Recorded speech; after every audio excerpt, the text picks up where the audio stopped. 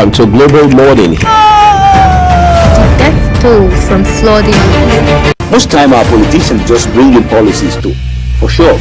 If you don't say we have several more stories. The legislature was carefully crafted to 22.2% inflation rates as of April this year. What does that say about where we are as a country? I think Nigeria has resorted to being resilient. Before you call the police station, before they even leave, they take permission from the I don't think there's really anything on ground to improve. We struggle, the ASU strike. Minister of Education volunteered and said, give me 2 weeks. It was a lie. The president never gave me any deadline.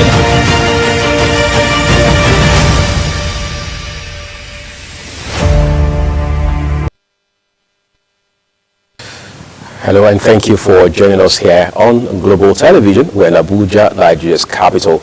I'm Wiyag Mofwebe saying welcome to the program. I hope for those who are within our time zone, you had a great night and you're putting your day on a winning path today. Of course, as always, it's a delight to know that you're joining us on Global Morning. So we'll spend the next 3 hours thereabouts just to help you make sense of not your morning alone, but the entire day going forward, packed with news, interactions, and of course, big stories across the country and beyond about very important developments here on Global Television. My colleague is also on the program this morning. Good morning. We a lot of pleasure to welcome all of you to the morning show live from Nigeria's seat of power, Abuja. A great way to start your day. Don't forget also that a lot of events to mark the Armed Forces Day is already ongoing. A lot of preparations while coming to work. I've seen a lot of preparation. The police, the whole Armed Forces are actually anticipating the day. It gets to the point where we have to really reflect, indeed, if we really give flowers to these ones who stake their life, who probably do a whole lot protecting us as a people. Because sometimes we see the fact that, yes, we are having a lot of insecurity challenges, but do we really care about those who have lost their life in the process of trying to protect the country and all of it? So it's always a day, really emotional day for them and also for civilians as well to really reflect on, can we really celebrate these people enough? I think, Mike, quite a brilliant point you just wired in. We don't have enough words to thank them. I mean, these are people who practically lay their lives down for the rest of us to stay safe. Yes, we can sit here all day and criticize the armed forces and highlight the things they're not doing right and so on and so forth. But the question is, when it's all said and done, how much of price do these men and women, even if they have to pay just to ensure that Nigeria is kept safe at every point in time? I mean, for example, just to establish perspectives for our viewers, especially those who are joining us from outside of our shows, Boko Haram has been a problem here for give or take 15 years, right? And we've seen the military bring their A game to bear. Have they had challenges? Of course they have. Have there been obstacles? Several, maybe more than we can count. But the question is, have they not been consistent in ensuring that these monsters of insurgency, banditry, kidnapping, armed robbery, what have you, are dealt with as quickly as possible? So for a day like this, I think it's not just special, it's also big. It should go beyond governors across the country telling us about emblem launch and saying, the same old rhetorics. It should now boil down to serious discussions about how we want our armed forces, our men and women in uniform, to be taken care of, right? What exactly should be done for them? We're not saying hand them a pack of lunch every day. We're saying, what are we doing about their welfare? I mean, some of them have paid the ultimate price, like you and I know, Mike. But how are we treating the families they left behind, their spouses, their children? We've heard about cases, for example, some of them verified, others unverified, where their families were kicked out of the barracks or the military facilities once their husbands, the breadwinners, so to speak, passed. So, for someone who has died in what they call active service, not just active service, but service of their nation, how much can you really appreciate them? Well, that's really what the day signifies, for us to reflect on all of those things that as the questions being raised, our government to also pay attention to critically begin to provide answers, not just providing answers, but walking the talk, because we must begin to also appreciate those who have played a pivotal role in getting our security enhanced, in getting sure that we are protected. Of course, yes, we have a lot of challenges as well. You know, the rises of banditry, Lakurawa group emerging from the eastern part of this country is still a problem. And of course, the armed forces have continued to reassure many Nigerians that they are on top of the game. But can we really go back to those who have, have to stake their life? That's the purpose of today. And of course, we also join in celebrating them, and of course, congratulating, and also wishing that the families of those who lost, their loved ones, these gallant men who actually went out there in protecting these nations, in protecting territory, in protecting the life of those civilians, who will really be remembered in a day like this.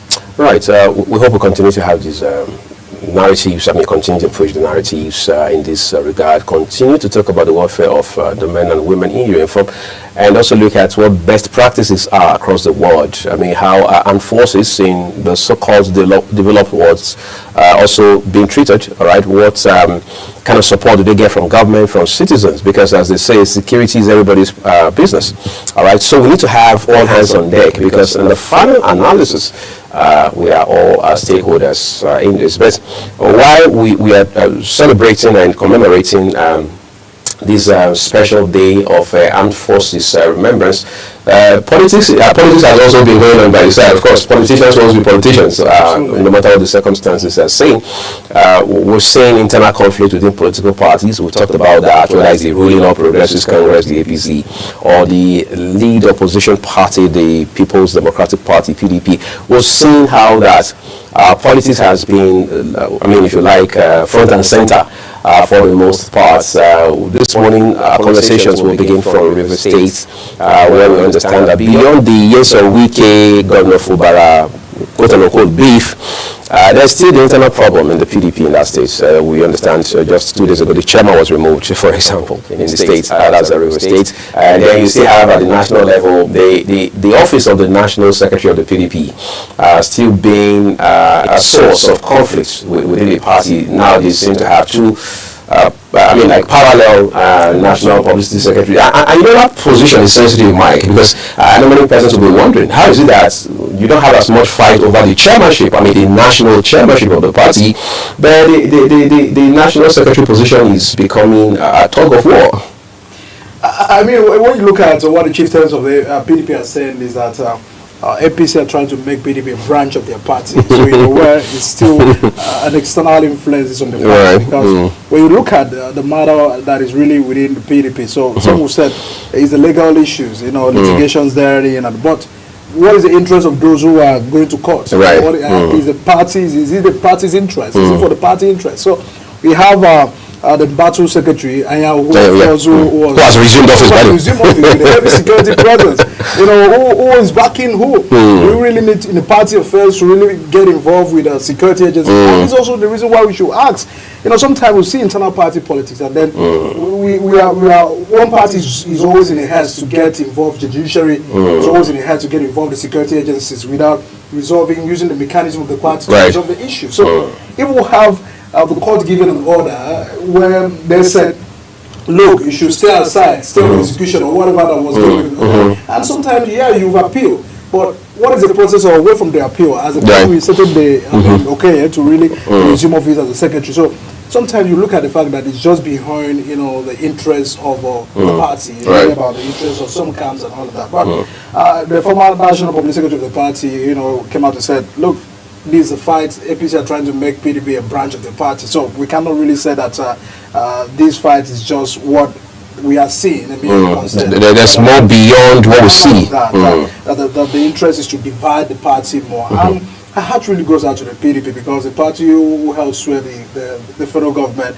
the leadership of this country as a ruling party for over 16 years. Right. Having this kind of crisis, therefore shows me that they are almost getting to the point where we cannot really say that they can really give the best to the country. Because if we had such a party who are experienced in democracy, who understand better how party politics works, they ought to have probably resolved their issues. Because every week, almost every month, one issue or the other coming from the People's Democratic Party, away from the PDP, even the Labour Party also having their fair share of crisis. The obedient movement are saying, look, we are not members of the Labour Party, we are just a movement. So we can decide to go to any political party and follow our lead man. So it's a very big race for 2027. I really feel that all of these politics is just about the 2027 politics. But in a concern, let the internal politics be right. Let the internal democracy be upheld within the party, because we cannot get it right in the party. we are really afraid how these ones can really give it the best in the country. You see, they say you can't give what you don't have. It takes a man who has blood to donate blood. I mean, in a manner of speaking. But for the People's Democratic Party, let's be clear, Mike, there's a history to all of these conflicts. By the time the big wigs started leaving the party, and then you saw the fabric of the PDP as it used to be, the as they call it, the legacy PDP. All right, started to wane, and then the next thing you know, it's tearing apart, and that tear has never ended. If anything, it has been worse. In this country, we saw former President Olusegun Obasanjo, in fact, the pioneer president of the PDP, right, not only denounced the party, but had his party membership card torn in public. I mean, this is not a secret. The video is still there on YouTube for those who want to see. So that in itself was, in a negative sense, a landmark, moment for the PDP, right? Of course, the party chieftains tried to do damage control following that event, but the former president, as we know him to be, never showed any remorse, because that was a decision he had thought through, and it's been more than a decade down the line. He has never been bothered about that decision.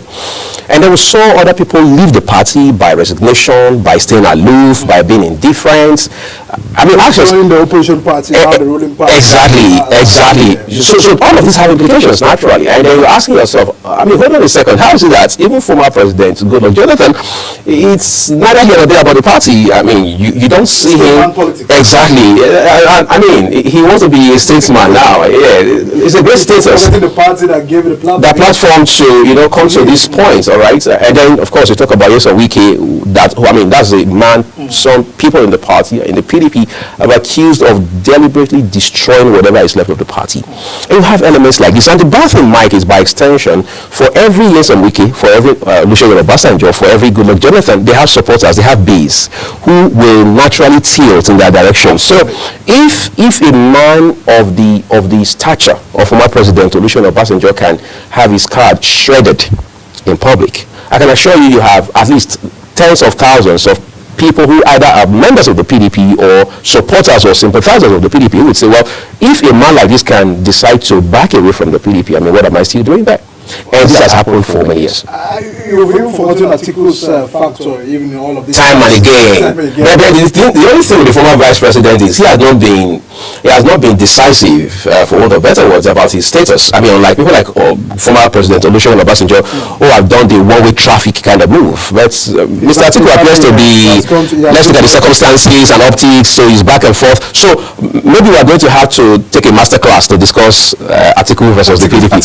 Yes. The crisis is deep in it because it's that Atiku's camp and Wike camp are really the one having their own. And it's going to play into the 2027 election. So it's a concern because if we do not have a strong opposition to engage a ruling party, that's why we are having this conversation. Is really because opposition are the ones to speak. Opposition are the ones to look at the issues of government. The reforms that this government are saying that we're bringing, and the opposition engaging them because in 2012. Likes of the current president were also in the street. Of course. Accountability from Goodluck Jonathan, fuel subsidy policies and all of that. So, are we having a position strong enough going on to the street, saying to the government of the day, this policy seems is not working and all that? So, away from the job the media are doing, are the position really strong enough to really engage the government of the day?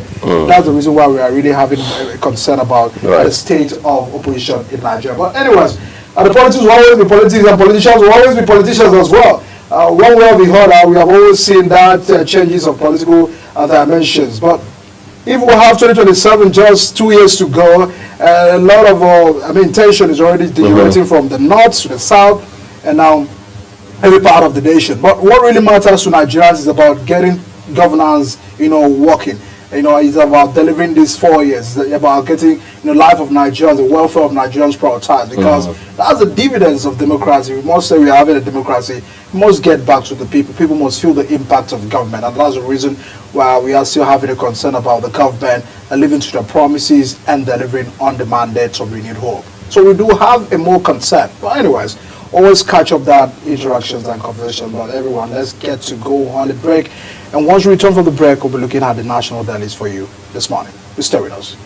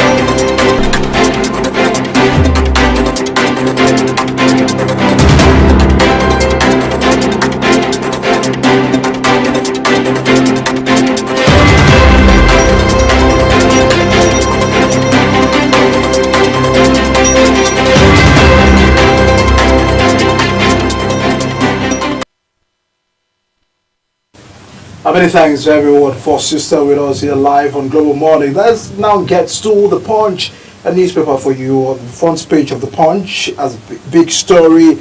Our Southwest governors teams up against ISWAP element bandits.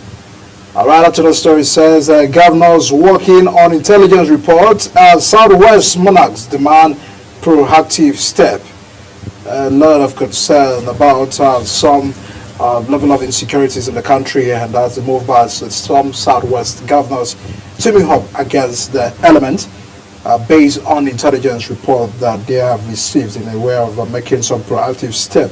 It's also a concern as well, because you always have a concern about what is the governors really doing about responses to insecurity. Is the security just left for the federal government to tackle alone?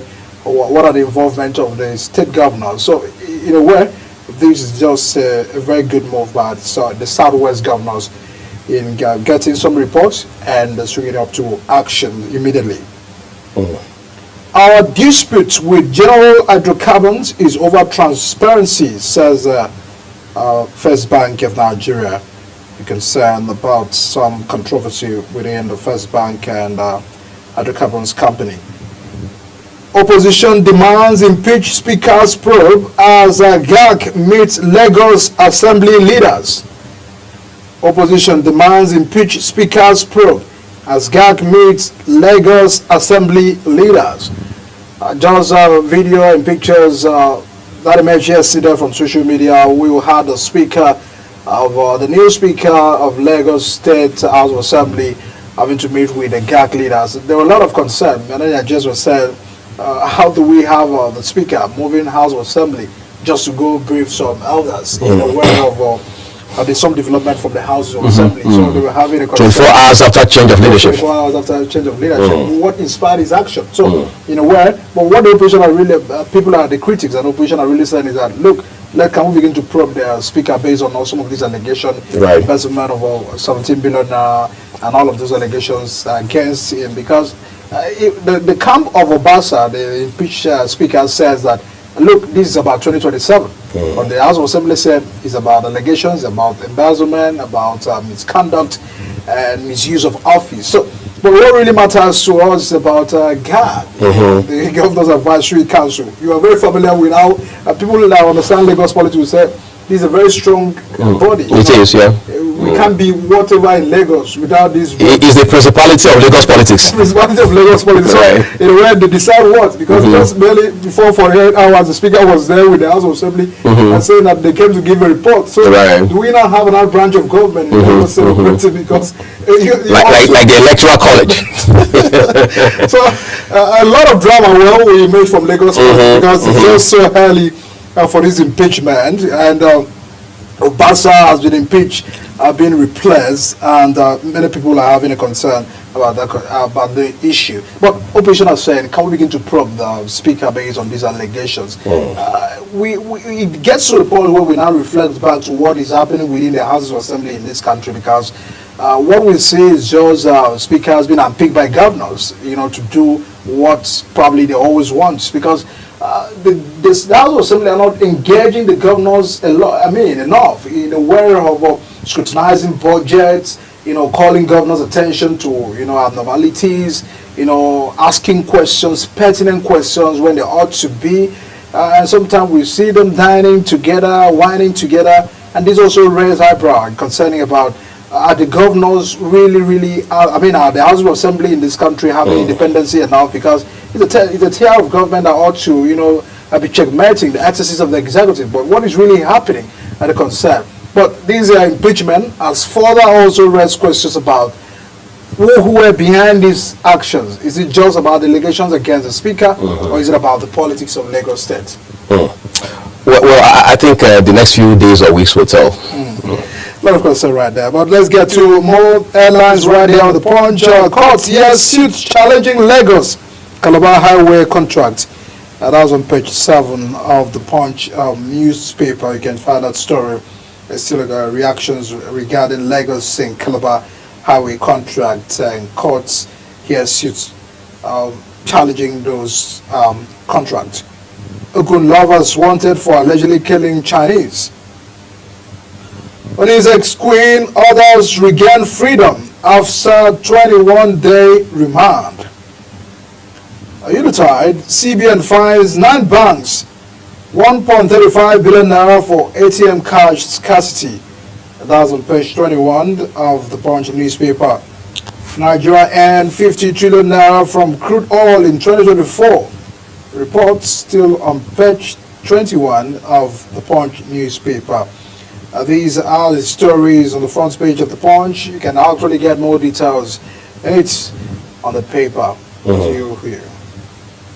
All right, let's turn to our newspaper this morning, everyone. And incidentally, we have the Vanguard newspaper for you. We'll begin with the headline, just adjacent, just above the nameplate, top left corner. Mike actually brought us something similar from the Punch a while ago, but again, this seems to be replicated. It says, CBN fines 9 banks for failing to dispense cash at ATMs. Well, that seems to be an action that is appropriate. Come to think of it, there's a reason it's called financial service. So if you're not serving the people, the regulator should be able to with the big stick everywhere it's necessary, right? But the star headline this morning on today's issue of the Vanguard reads, underfunding, huge debts, root causes for power sector failure. Of course, that goes without saying. That headline has 5 riders with it. As supply fails or falls below 4,000 megawatts, we're back there, creates more hurdles for households, businesses. NERC, that is the Nigerian Electricity Regulatory Commission, orders Fidelity Bank to divest. Power sector outlook gloomy, that's according to CPPE, that's the Center for Entrepreneurship. Power Consumer Assistance Fund is key. That's Power Up Nigeria. Just yesterday, the Minister of Power in Nigeria, talking about Chief Adebayo Adelabu, was busy telling Nigerians what the problems are. But one of the things these political appointees need to realize real quick, in case they've not already done that, is that this is 2025. People are not so interested in what the problems are. Nigerians know what the problems are. The people in the hinterland, in the remote areas, in the rural areas, they know what the problems are. They're not looking for who is that person who brings the solution. That's the point. So if a minister 25 years into a new millennium is telling Nigerians what the problems are, I think you're coming late, sir. So let's talk about what the solutions should be going forward. All right. One more we have here says AI, that's artificial intelligence, decentralized electricity supply. Okonjo Iweala says Nigeria can't be left behind. Of course, that's a no-brainer. How do you drive development and growth in this day and age without power? I wonder. Dark Meats endorses new Lagos speaker, Miranda. I mean, you can't have better endorsement in this case. Marketers shift to Dangote refinery as petrol depot price hits 950 naira per litre. Marketers shift to Dangote refinery as petrol depot price hits 950 naira per litre. And then you have a bit of sports here. It says Pinnick, missing 2026 World Cup would be a disaster for Nigeria. And then you have a couple of columns there you can read up today, including Serki, Faso, Oko, and Dear Bumi. All of those coming to you from the Vanguard newspaper. We'll turn to the Guardian now, and Mike has those headlines for us. On the front page of the Guardian newspaper this morning, the conscience nurtured by truth, Armed Forces Remembrance Day, better equipment, compensation, prosecution of terrorists, top agenda. Just a concern about what maybe the demand and the agenda for this year's Armed Forces Remembrance Day, concern and interaction about better equipment, demands of compensation, and the prosecution of the terrorists. What are the priorities topping the agenda for every competition surrounding the 2025 Armed Forces Remembrance Day? And we just feel that that's the way to go. You can find that and is on page 6 of the Guardian newspaper. 50 billion naira budgets can't end insecurity. Matawala tells lawmakers. 50 billion naira budgets can't end insecurity. Matawela tells lawmakers, as on page 5, over the budget for insecurity, and the Minister of Defense really having a concern about how much it's been allocated, and the 50 billion naira cannot end the insecurity in Nigeria. The question is, how much can what should we be looking at? what is enough? Give us a number. Give us a number. So that if we said, if we give you this number, Exactly. Insecurity Value for value. value for value. A lot of concerns, right? But we'll see what goes on, because the Senate are having some MDS coming in for their budget defense. A police threaten litigation, demand apology from Amnesty International. That on page 7, police are reacting to a report from Amnesty International about some of the brutality recorded at the last Emba Governor's protest. There were some more litigations and concern raised by Amnesty International. Police coming out to deny those facts and demanding an apology from the Amnesty International. You can get that on page 7 of the Guardian newspaper. Obedient movement faction exits won't affect LP, says party chief. That's in page 5. Coming from stakeholders of the Labour Party, that obedient movement exit will not affect the Labour Party.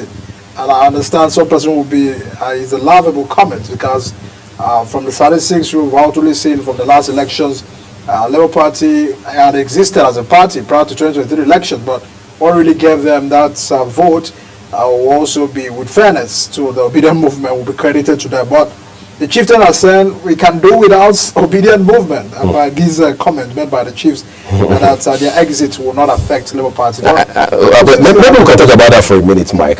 You see, politicians will always be politicians. First of all, they try to pull off some damage control measures, and then they try to also grandstand. This is pretty much like grandstanding, because people have not forgotten just so early 2022 into 2023, and of course the election and all of that, how that's, it was not even so much about the Labour Party as it was about Mr. Peter Obi and the the obedient movement. I mean, the facts are there. This is not about who is tilting and who is not tilting, right? It's about the revolution within the party at that time.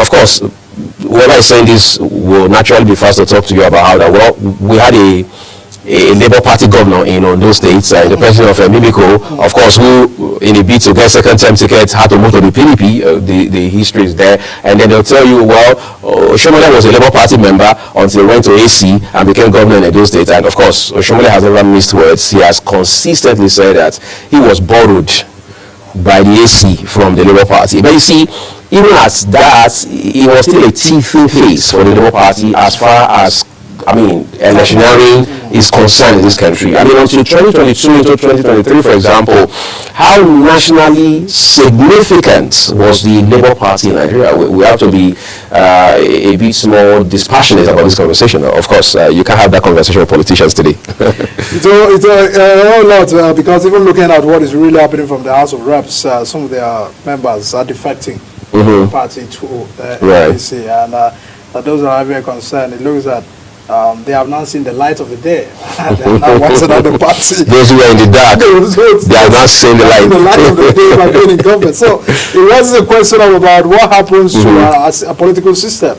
You get the party's ticket, win elections, goes to the National Assembly or the House of Assembly, and you defect, just to be in the ruling party. Well, that is a question for politicians to really have a concern and reflect on. That's it on the page 6. But let's move over to other headlines right there on the Guardian.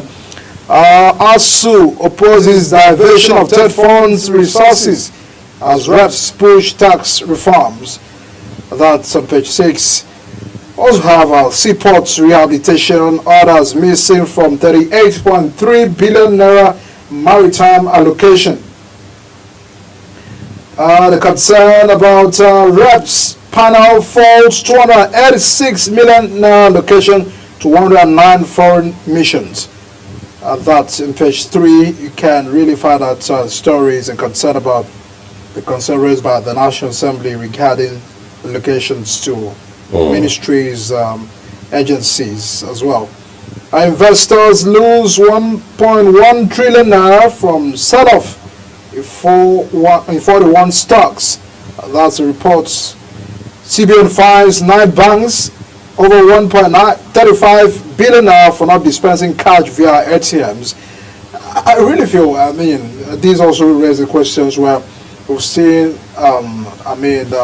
we've seen banks, banks ATM, without cash. When you walk into all these POS merchants, they're always having cash. And then you now ask, where are they having the cash from? The banks, where we deposit our funds. Do they print theirs? Do they have their own CBN? Do CBN send funds directly to them? So if the banks that we goes into deposit does not have the cash, so what happens? So and they have mint.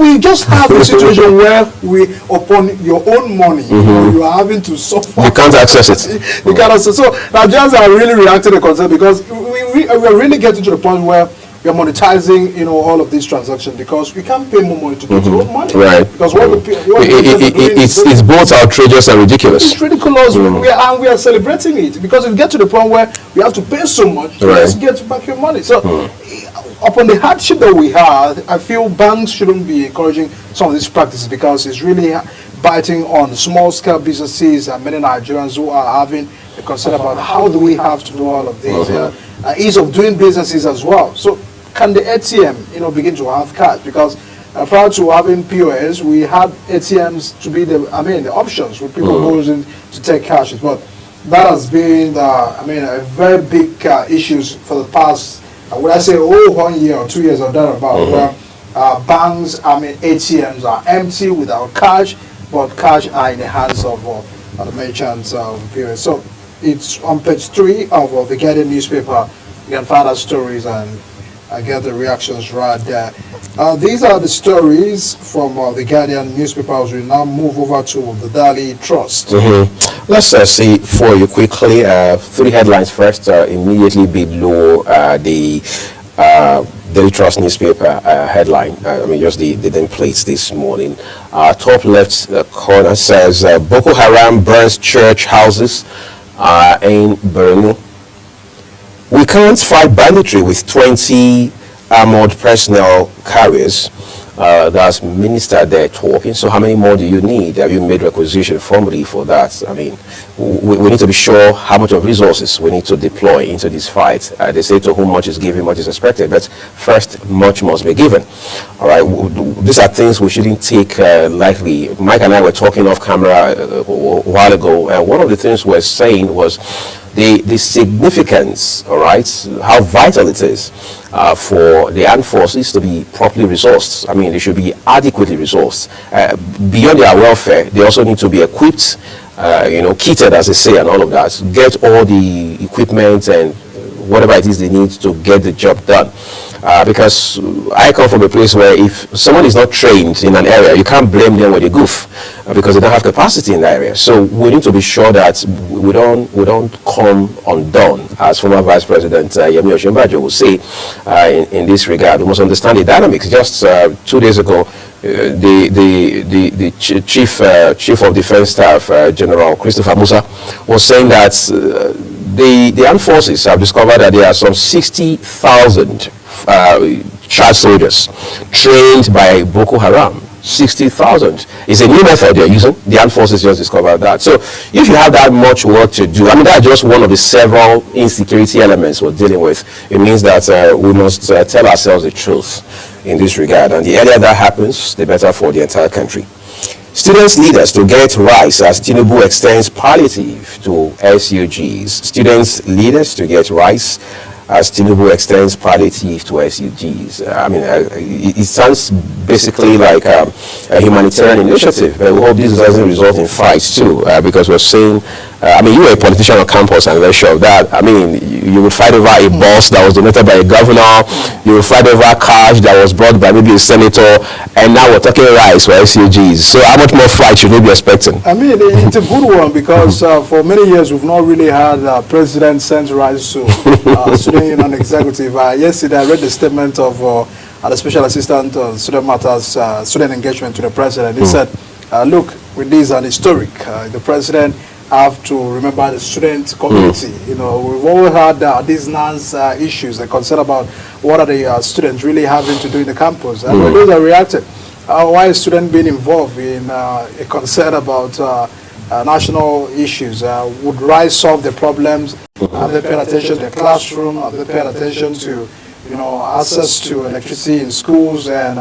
what is the state of the infrastructure as well, generally, the facilities in the school? But the president had to also they raised a concern about, it looks like this government is about giving rice, always giving rice and all of that. But let's get to appreciate for once, because those ones are also having a concern about what to eat. So S2G, you know, having to receive rice, what happens to the thousands and millions of the students? You know, would you just have a concern where the S2G president, because I understand how that can go, having to send people come from their state, you know, to Abuja just to receive rice. So it's a good one, but it's just, you know, a tips. You know, it does not really get into the fact that the student community will really feel the impact of this. What really should be a concern, as the government are also taking a lead, is about the issues of the student loan, which is a good one.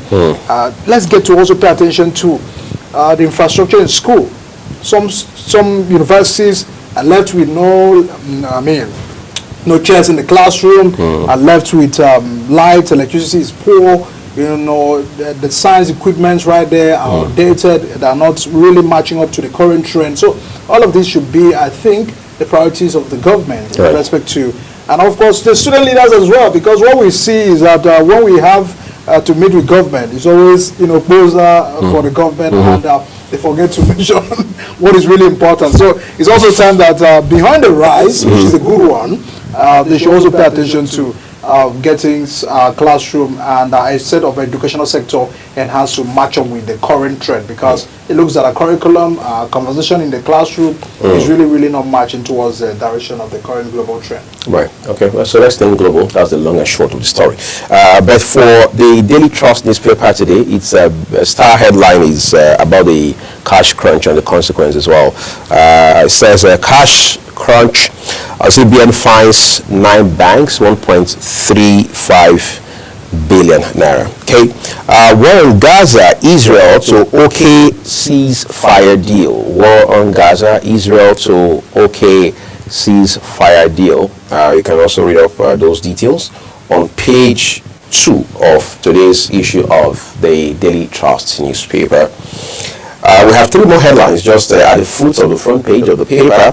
Bottom left says ex-Secretary Governor Bafarawa dumps PDP. Where is he moving to now? Maybe APC most likely. We have over 18 political parties. Yes, and now we have the Northern League, the League of Northern Democrats. That's a big factor going into 2027. So the drama will sure play out. I mean, there's nothing new about the drama, but this might assume a different dimension this time, given the caliber of people involved and the dynamics within political parties. All right, neglecting ex-soldiers dangerous for fight against insecurity. That's the Rabo, immediate past Chief of Defense Staff, Lucky Rabo here talking. Neglecting ex-soldiers dangerous for fights against insecurity. Yeah, it goes without saying. A vulcanizer sets lover ablaze during arguments in Abuja. Vulcanizer sets lover ablaze during arguments in Abuja. You know, somebody said if a man can control his temper, or if a man can rein in his anger, he's like one who has conquered the city. Most of these things are, I mean, people just fly off the handle, they just snap, you know, they just lash out and take some very drastic and crazy actions on account of not being able to control their anger. I mean, how do you set someone, your lover, whether it's your wife or girlfriend ablaze, on account of an argument? And you wonder, what kind of argument? What was the argument about, for example? How intense was it against Abuja? Remember that a few days ago, it was the story of a young lady being decapitated by her boyfriend, and I mean, in Cairo here, which is technically the FCT as well. So why is Abuja in the spotlight for the wrong reasons this season? I mean, it's really a concern. I mean, just yesterday we also have an attack on one of our colleagues who was on his way home. So more, I mean, criminal offenses like these, and sometimes we pay attention to, are these people really human? Because we will have conscience. You know, there are some certain actions that is not expected. You know, having to attack a fellow human being brutally, also leading to even a point of having to behead the person. So where it's also raising questions about our morals in society today. It looks that we are really losing it. What is the value from the family? What are we teaching? What are we engaging? The young ones who now grows up to become adults, because an adult is not just an adult today. It's about the foundation he has, right from home. So where we're having our morals decaying every day is also where we should pay attention to our society.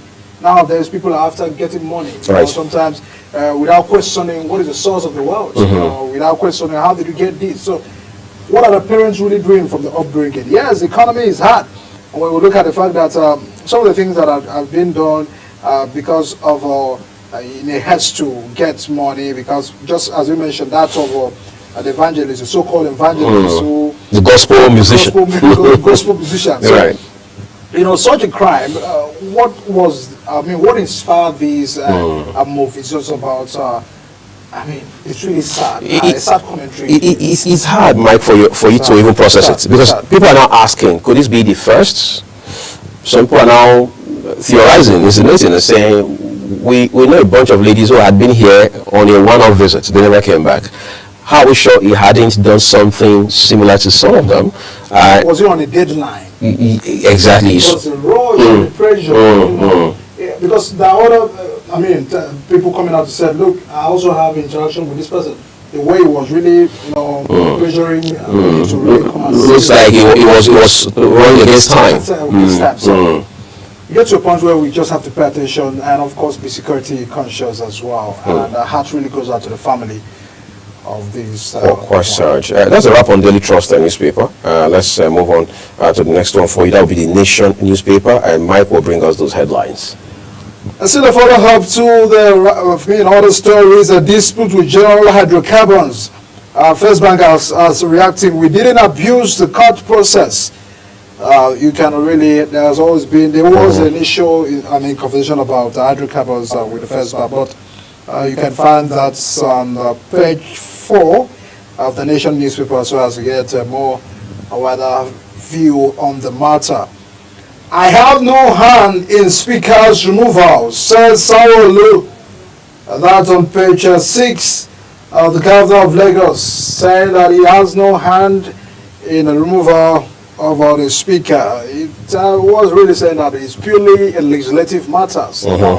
That's nothing to do with the executive. It's their business, don't drag me in. It's their business, arm of government, so they should go ahead to do what they want. So the governor has distanced himself from that impeachment of a successful two-term speaker, successful two-term speaker, Obasa. You look at he has been a speaker from 2015, finished the first term of Sanwo-Olu, and now this was the second term, just 2 years to go.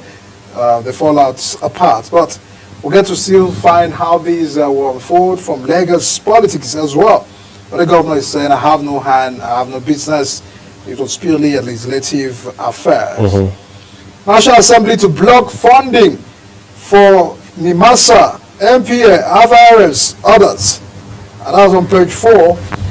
The National Assembly are still on top of the game, scrutinizing budget allocations to MDS, but where it looks like there are still loopholes and what the National Assembly ought to do. And they're coming out to say that they're blocking the funding for NIMASA, FRAs, MPA, and others in a bit of these reactions concerning, are they really managing the allocation well? And what are they doing with all of these budget allocation? Some of them are generating revenue.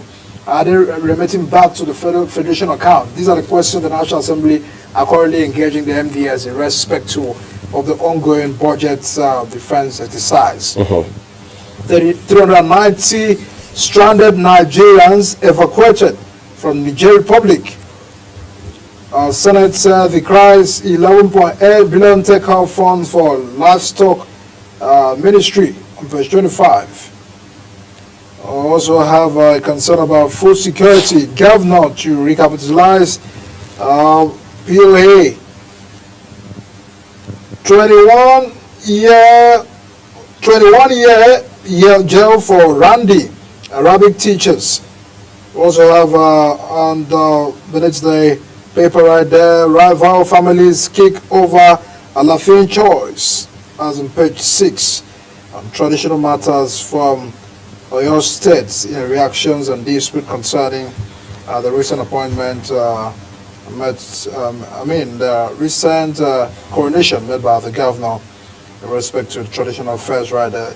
These are the few stories coming from The Nation, newspaper this morning. Incidentally, we have the Nigerian Tribune, right? Yes, we also have Nigerian Tribune as the last paper. All right, so let's go tell out everyone, bringing you headlines from the Nigerian Tribune.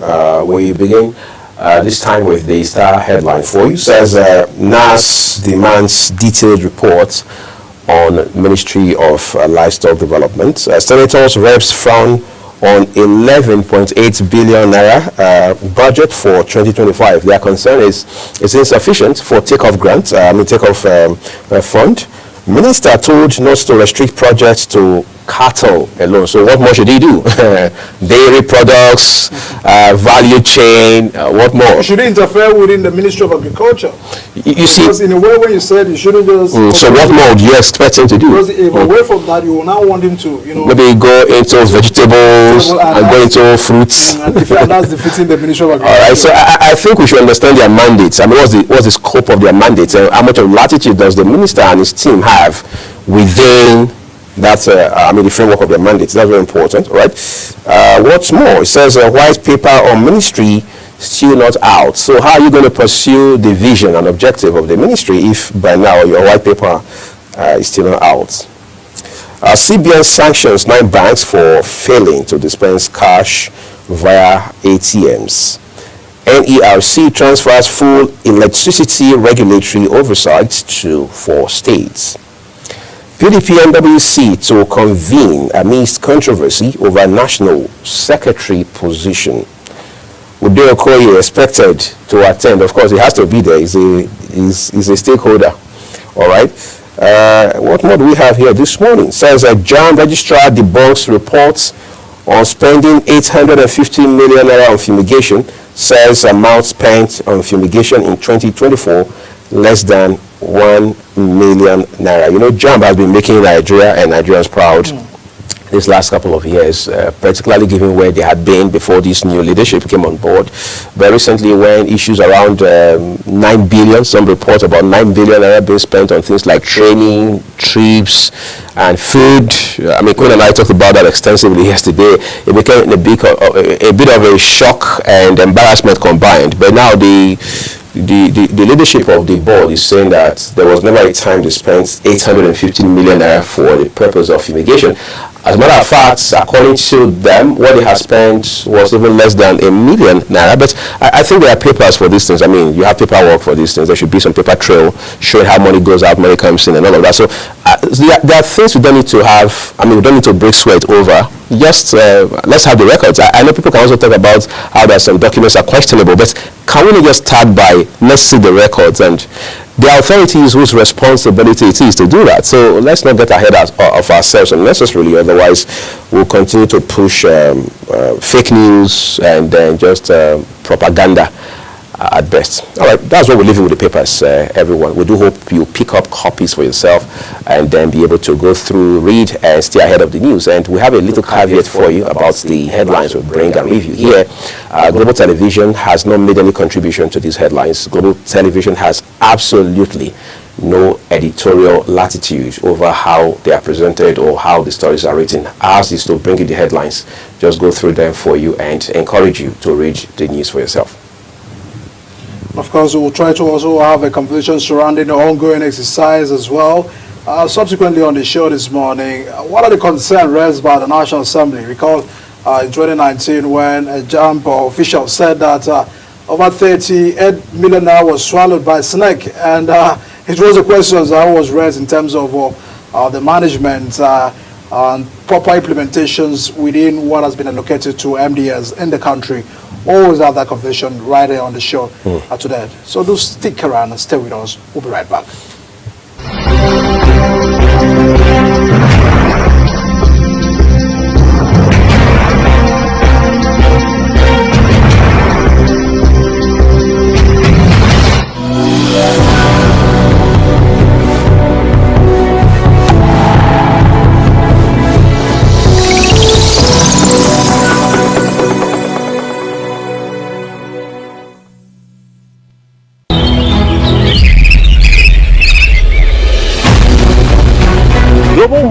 is your top morning show here on Global Television. We bring you fresh news updates daily while delving into a variety of current affairs and topics. Global Morning aims to deliver newspaper review, latest news with experts on key global issues, And at the same time, keeping you well informed about important events, both national and internationals. Global Morning serves as a valuable source of information, helping viewers like you start your day well informed. Stay connected from Mondays to Sundays to a wide range of the latest news making rounds on Global Morning. We're on the road to protest. The president meets all of our demands.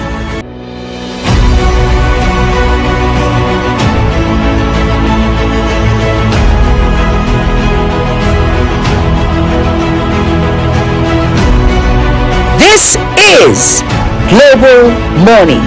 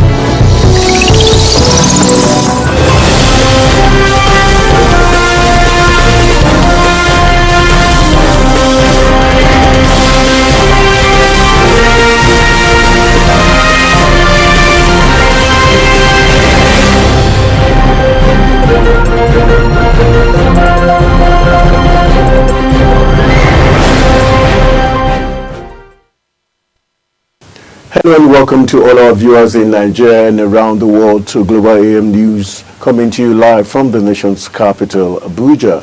I am Anthony Momodo. A quick reminder that Global Television is on DSTV channel 365 and free to air on Niconsat. The Speaker of the House of Representatives, Tajuddin Abbas, has identified the 2025 appropriation bill and the tax reform bills as key legislative priorities for the National Assembly this year. Abbas, who spoke in a welcome address delivered by the Deputy Speaker, Benjamin Kalu, following lawmakers' resumption from the Christmas and New Year break, emphasized the importance of these reforms to Nigeria's economic recovery and physical stability. The lawmaker says these reforms are essential for broadening the tax base, improving compliance, and reducing dependency on external borrowing. Some vulnerable Federal Capital Territory residents, including scavengers, beggars, petty traders, and others, have filed a suit against the minister, Nyesom Wike, demanding 500 million naira in damages over alleged breach of their fundamental rights. A legal practitioner, Abba Hakima, filed the suit before Justice James Omotosho of the Federal High Court in Abuja on behalf of the vulnerable residents, praying for an order awarding the sum of 500 million naira as general and exemplary damages for the violation of the fundamental rights, which are guaranteed under sections 34, 35, 41, and 42 of the 1999 Constitution. Hakima, listed as the applicant in the originating motion, said he is suing in public interest for the protection of vulnerable citizens in Nigeria.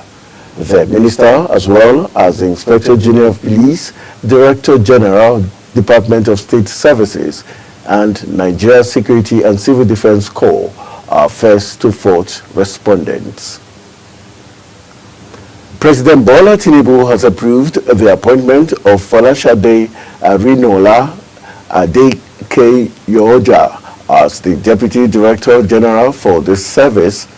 The approval for the by the President has drawn commendation from a large section of serving and retired DSS officers who see the move as aimed at restoring professionalism to the service. The presidential approval reportedly seeks to revise the agency's structure for better efficiency in line with the original organogram of the service. President Bola Tinubu has declared the commitment of his administration to win the war against insecurity in the country. President Tinubu stated these at the regimental dinner night in honor of the Armed Forces Celebration and Remembrance Day in Abuja. In a statement signed by the Chief Press Secretary to the Deputy Speaker, the President, who was represented by the Deputy Speaker of the House of Representatives, Benjamin Kalu, reiterated his readiness to equip the military with the necessary resources to stamp out all manner of security challenges across the country. The Nigerian Police Force has formally written to Amnesty International demanding an immediate retraction and public apology over a publication titled Bloody August, Nigeria Government's Violent Crackdown on End Bad Governance Protest. The controversial report alleged human rights violations, police brutality, and excessive violence by the NPF during the August 2024 End Bad Governance protest.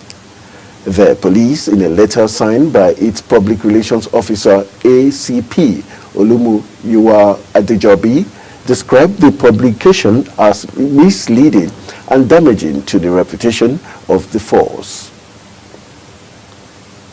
The Academic Staff Union of Universities Akure Zone has kicked against the proposed eradication of the Tertiary Education Trust Fund, which is currently under review by the National Assembly. The union also condemned the proposal in the 2024 Nigerian tax bill. Only 50% of education tax would be allocated to TET Fund in 2025 and 2026, while from 2030 upward, Tech Fund would not be receiving allocation. The chairman of ASU Akure Zone, Professor Adeola Egbedokun, stated this at a press conference held on the campus of the University of Medical Sciences, Ondo Town, Ondo State. Former President Olusegun Obasanjo has urged President Bola Tinubu to ensure the federal government develops a sustainable strategy for financing education in Nigeria. Obasanjo, speaking at the 70th birthday celebration of the Vice Chancellor of the Bells University, Oludele Ojediran, in Oyo State, also urged all levels of government to empower youths to become job creators. He stated that the president and the federal government must find a means to finance education for its sustainability. About 390 Nigerian migrants comprising 387 adult males, 2 adult females, and 1 infant boy who were stranded in Niamey, Niger Republic, have been repatriated back to the country.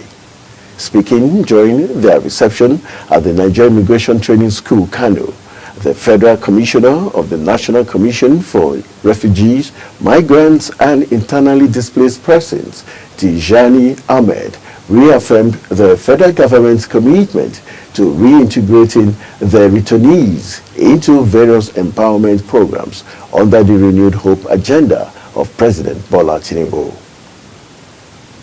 The federal government has confirmed an outbreak of highly pathogenic avian influenza, commonly known as bird flu, in Kano State. The disease has affected various bird species, including layers, ducks, guinea fowls, and turkeys. In a circular signed by Dr. Taiwo Olasoju on behalf of the Chief Veterinary Officer of Nigeria, authorities raised concerns over the heightened risk of the disease spreading, particularly during this period. Chief of Defense Staff General Christopher Musa has said that the military expects a bountiful harvest in the upcoming budget defense before the National Assembly for 2025 to defeat insecurity. He stated these at the regimental dinner night in honor of the Armed Forces Day Celebration 2025. General Musa, while thanking the President and members of the National Assembly for their support, said the military look forward to a bountiful harvest. Elsewhere in the news, 1 Marine Police officer has been declared missing, while 2 others sustained varying degrees of injury following attack on the operatives by armed hoodlums suspected to be sea pirates on Akwa Ibom coastal waters. The Akwa Ibom State Police Command confirmed the daring attack on its Marine Police patrol team by suspected armed sea pirates along the Oron-Calabar waterways. The patrol team, with fewer personnel, was ambushed by 24 armed sea pirates, but the State Commissioner of Police, Baba Mohammed Azare, swung into action by mobilizing tactical operatives to work with sister agencies so as to comb everywhere for the fleeing suspect with a view of apprehending and recovering the missing officer. The Lagos State Governor Babajide Sanwo-Olu has distanced himself from the impeachment of the Speaker of the State House of Assembly, Mudashiru Obasa. Sanwo-Olu's Special Advisor on Media and Publicity, Boyega Akosile, described Obasa's impeachment as strict legislative affair, devoid of politics or the state government's influence or interference. Akosile cited separation of powers in the Constitution, the executive, legislative, and the judiciary. Also in the news, the former Senate Deputy President and the APC flag bearer in the 2023 governorship election in Delta State, Ovie Omo Agege, has debunked reports that he plans to leave the party. This was made known in a statement by his spokesman, Sonny Are, stating that the story is a product of allegation journalism with no outer of truth, adding that it was a barefaced hatchet jab. This is coming after a publication had alleged that Senator Ovie Omoagege, Deputy President of the Senate in the Ninth Assembly, is scheming to abandon the All Progressive Congress to team up with the former Kaduna State Governor Nasir El-Rufai to float a phantom new political party. You're watching live broadcast of Global AM News coming to you live from the nation's capital, Abuja, where Global AM News returns. Nigerian Communications Commission to name defaulting banks over 200 billion naira unstructured supplementary service data debt. We shall bring you those details as well as foreign and sports stories right after the break. Please stay with us.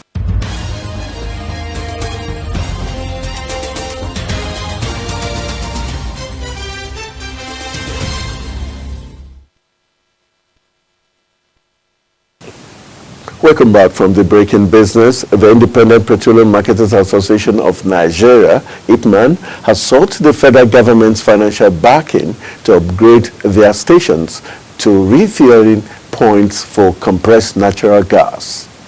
National Vice President of IPMAN, Ahmed Fashola, in an interview said the association is interested in selling CNG in its filling stations, but has yet to do so because of the capital required.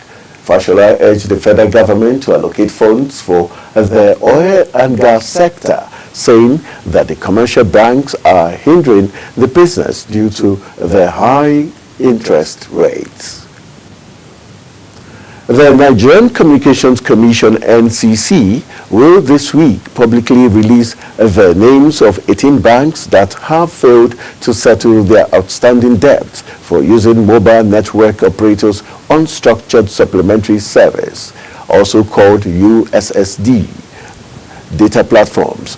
Reports gathered say these banks collectively owe a total of 200 billion naira, and the telecom regulator is preparing to take action, including suspending USSD services for the defaulters. So far, only 4 banks have reportedly met the payment requirement outlined in a joint directive issued by the Central Bank of Nigeria and the NCC in December 2023, which stipulated that 60% of pre-application programming interfaces invoices must be settled by January 2nd, 2025, with payment plans to be agreed upon by the banks.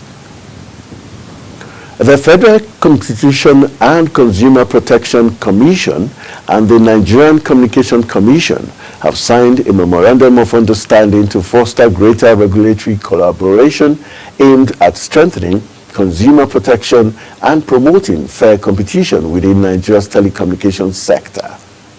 The signing ceremony was attended by top officials from both organizations, including the Executive Vice Chairman and the CEO of the Commission, Tunji Bello, the Executive Vice Chairman and the CEO of the NCC, Dr. Aminu Maida.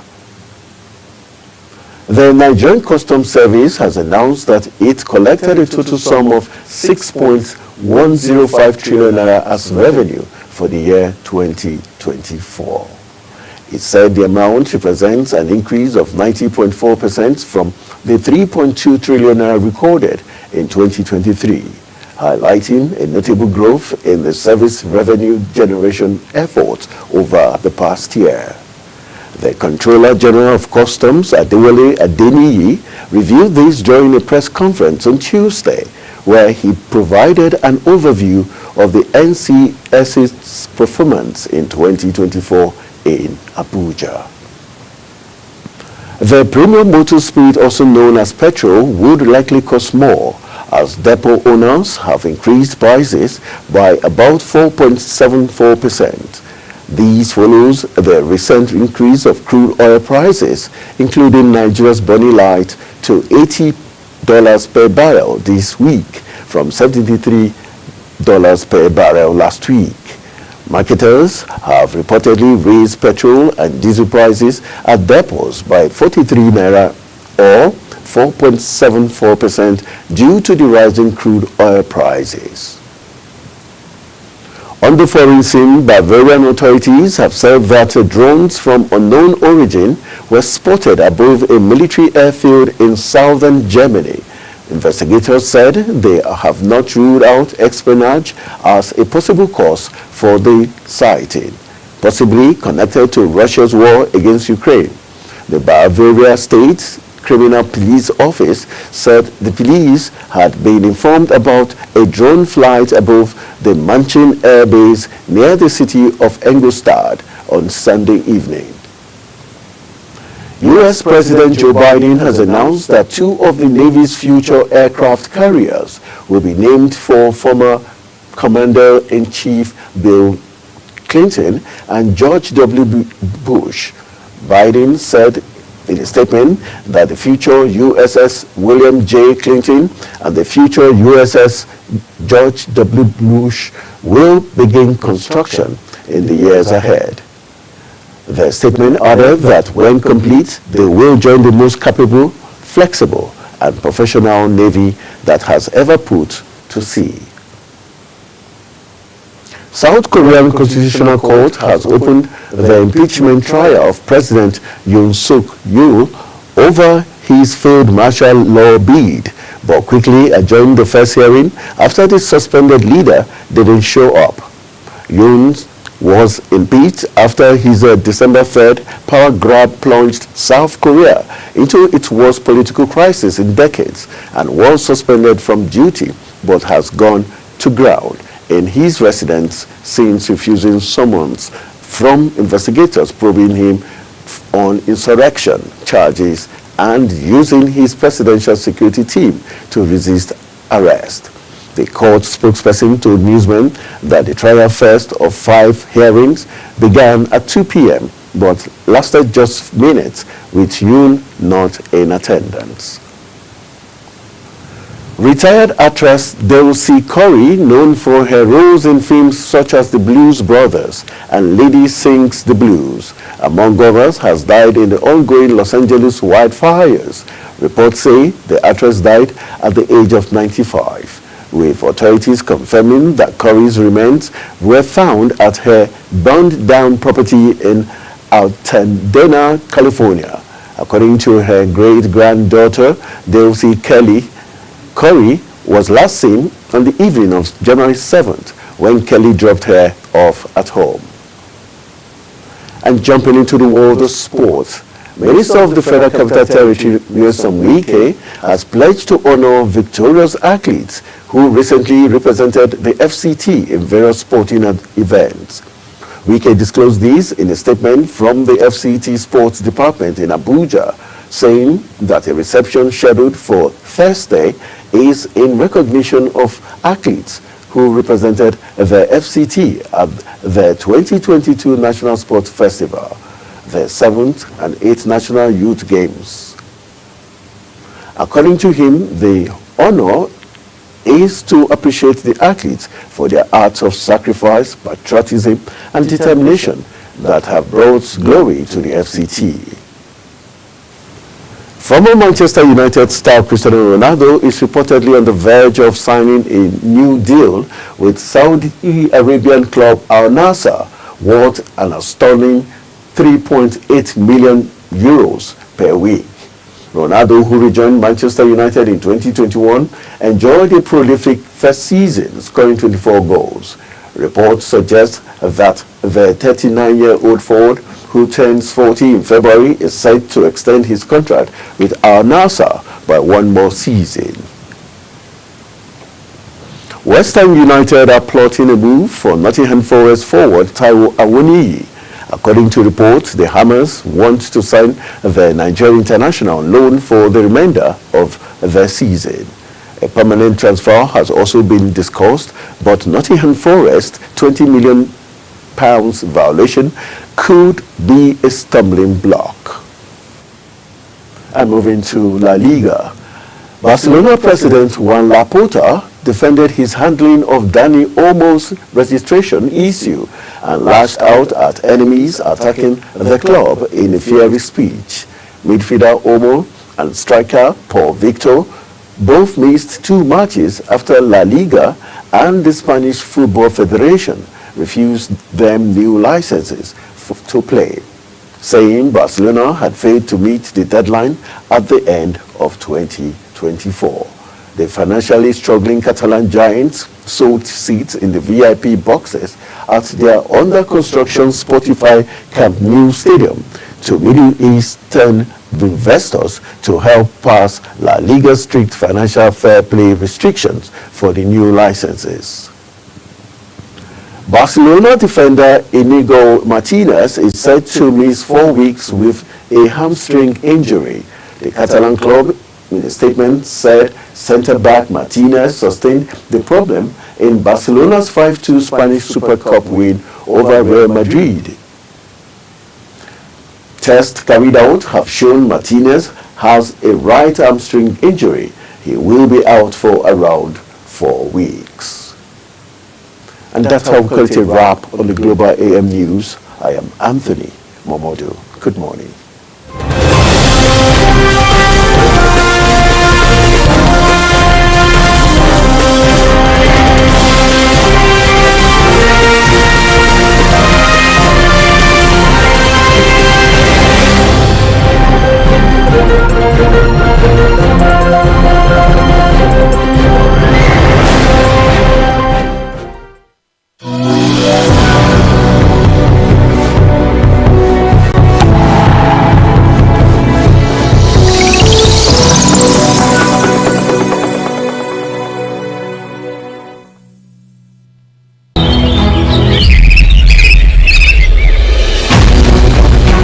Global Morning is your top morning show here on Global Television. We bring you fresh news updates daily while delving into a variety of current affairs and topics.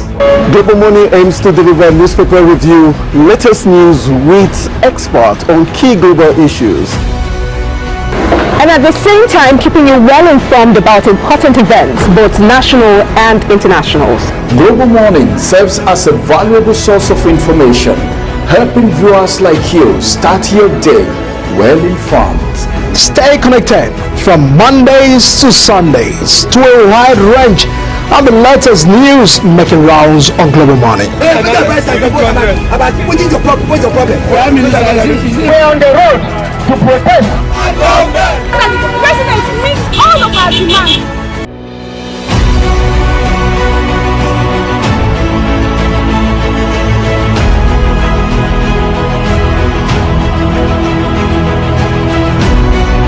This is Global Morning.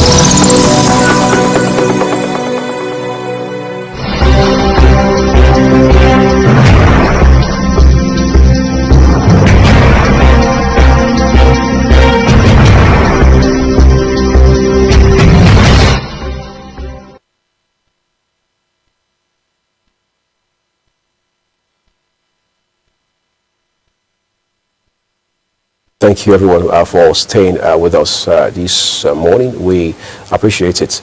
Well, Nigeria continues to evolve, particularly on the political landscape, whether it's within political parties themselves or beyond. But the important thing is we continue to see elements and attributes of politicians shape and reshape the polity. Of course, we have seen that evolution happen before, during, and after the 2023 general election. Now, all of that, or at least for the most part, appears to be history, because what is in front of us is the 2027 general election. Everybody, every political party is throwing their hats in the ring, and as it stands today, it's still a game of numbers, and it's a question of who wins what, and the preparation, strategizing, and all of the gimmicks that will shape the events leading up to the 2027 general election and ultimately the outcome are already in play. Of course, there are politicians who are either living in denial about wanting to have that conversation, and then you have those who honestly just not interested as of yet. But we've seen alignments and realignments across political parties. We've seen the ruling All Progressives Congress, for example, making frantic efforts to establish itself as the leading party in this country. We've seen the PDP also reminding Nigerians of where they had been as a political entity between 1999, well, some say 1998 anyway, till 2015, when former President Goodluck Jonathan left office.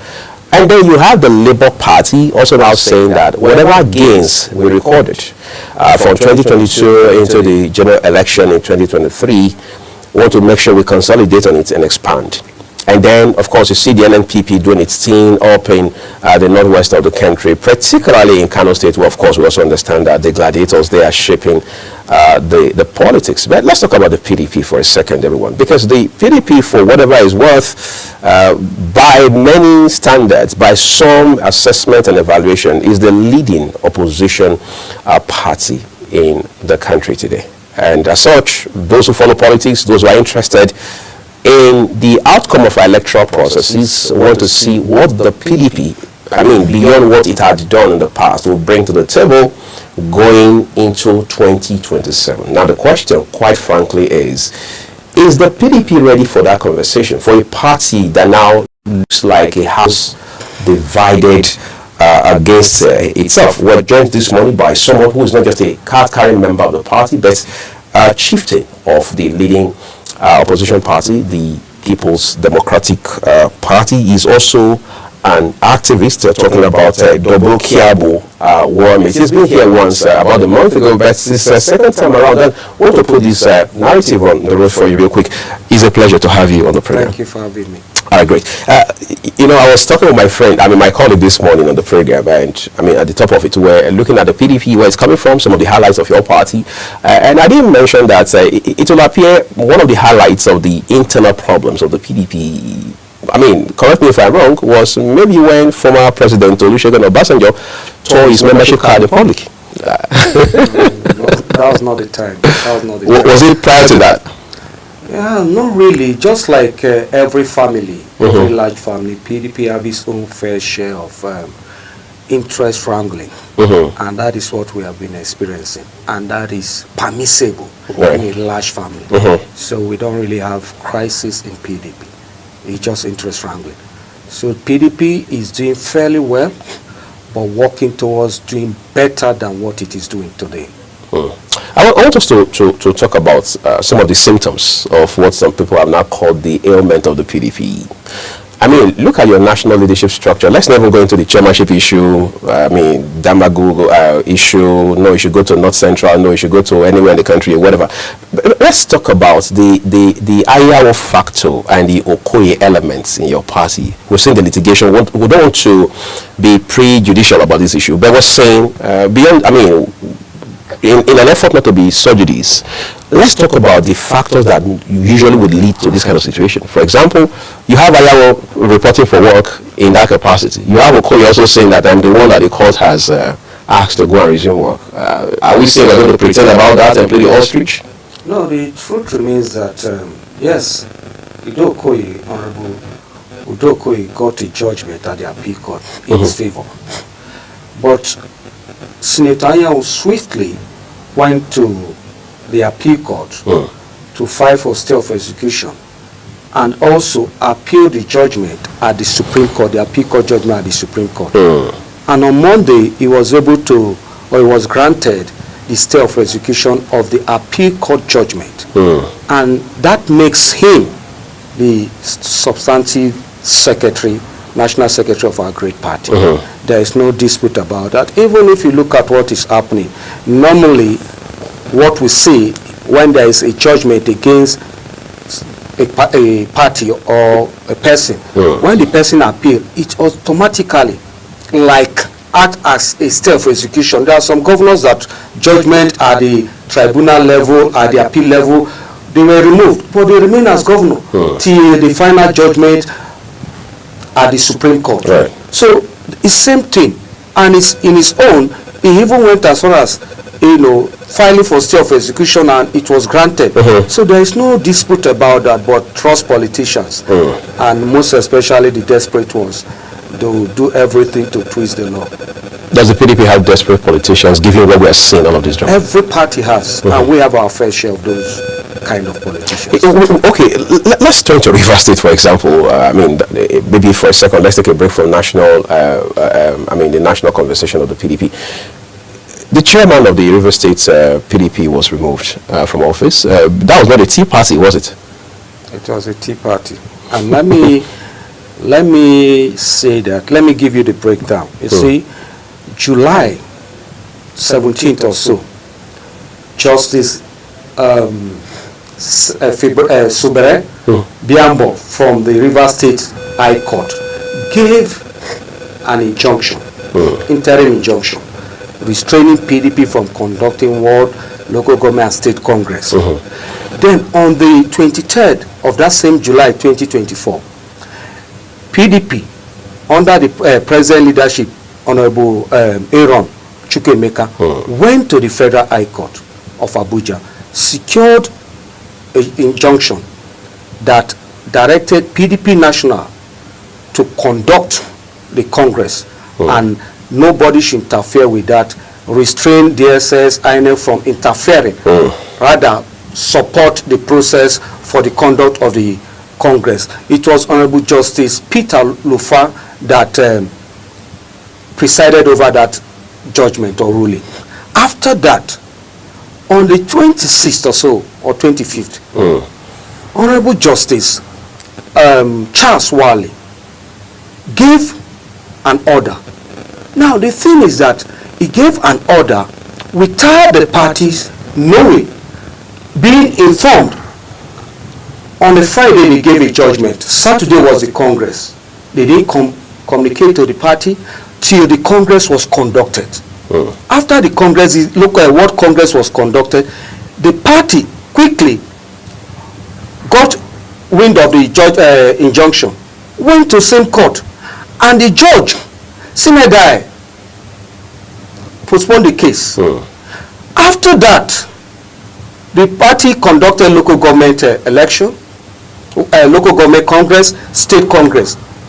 Yesterday, on the 13th of January 2025, we now saw a court order or judgment restraining Honorable Aaron Chukwuemeka and other state executive, local government executive of the 23 local government in Rivers State and the 312 wards in Rivers State not to parade themselves as schools that they are not properly elected. And it's quite unfortunate that judges will give such orders.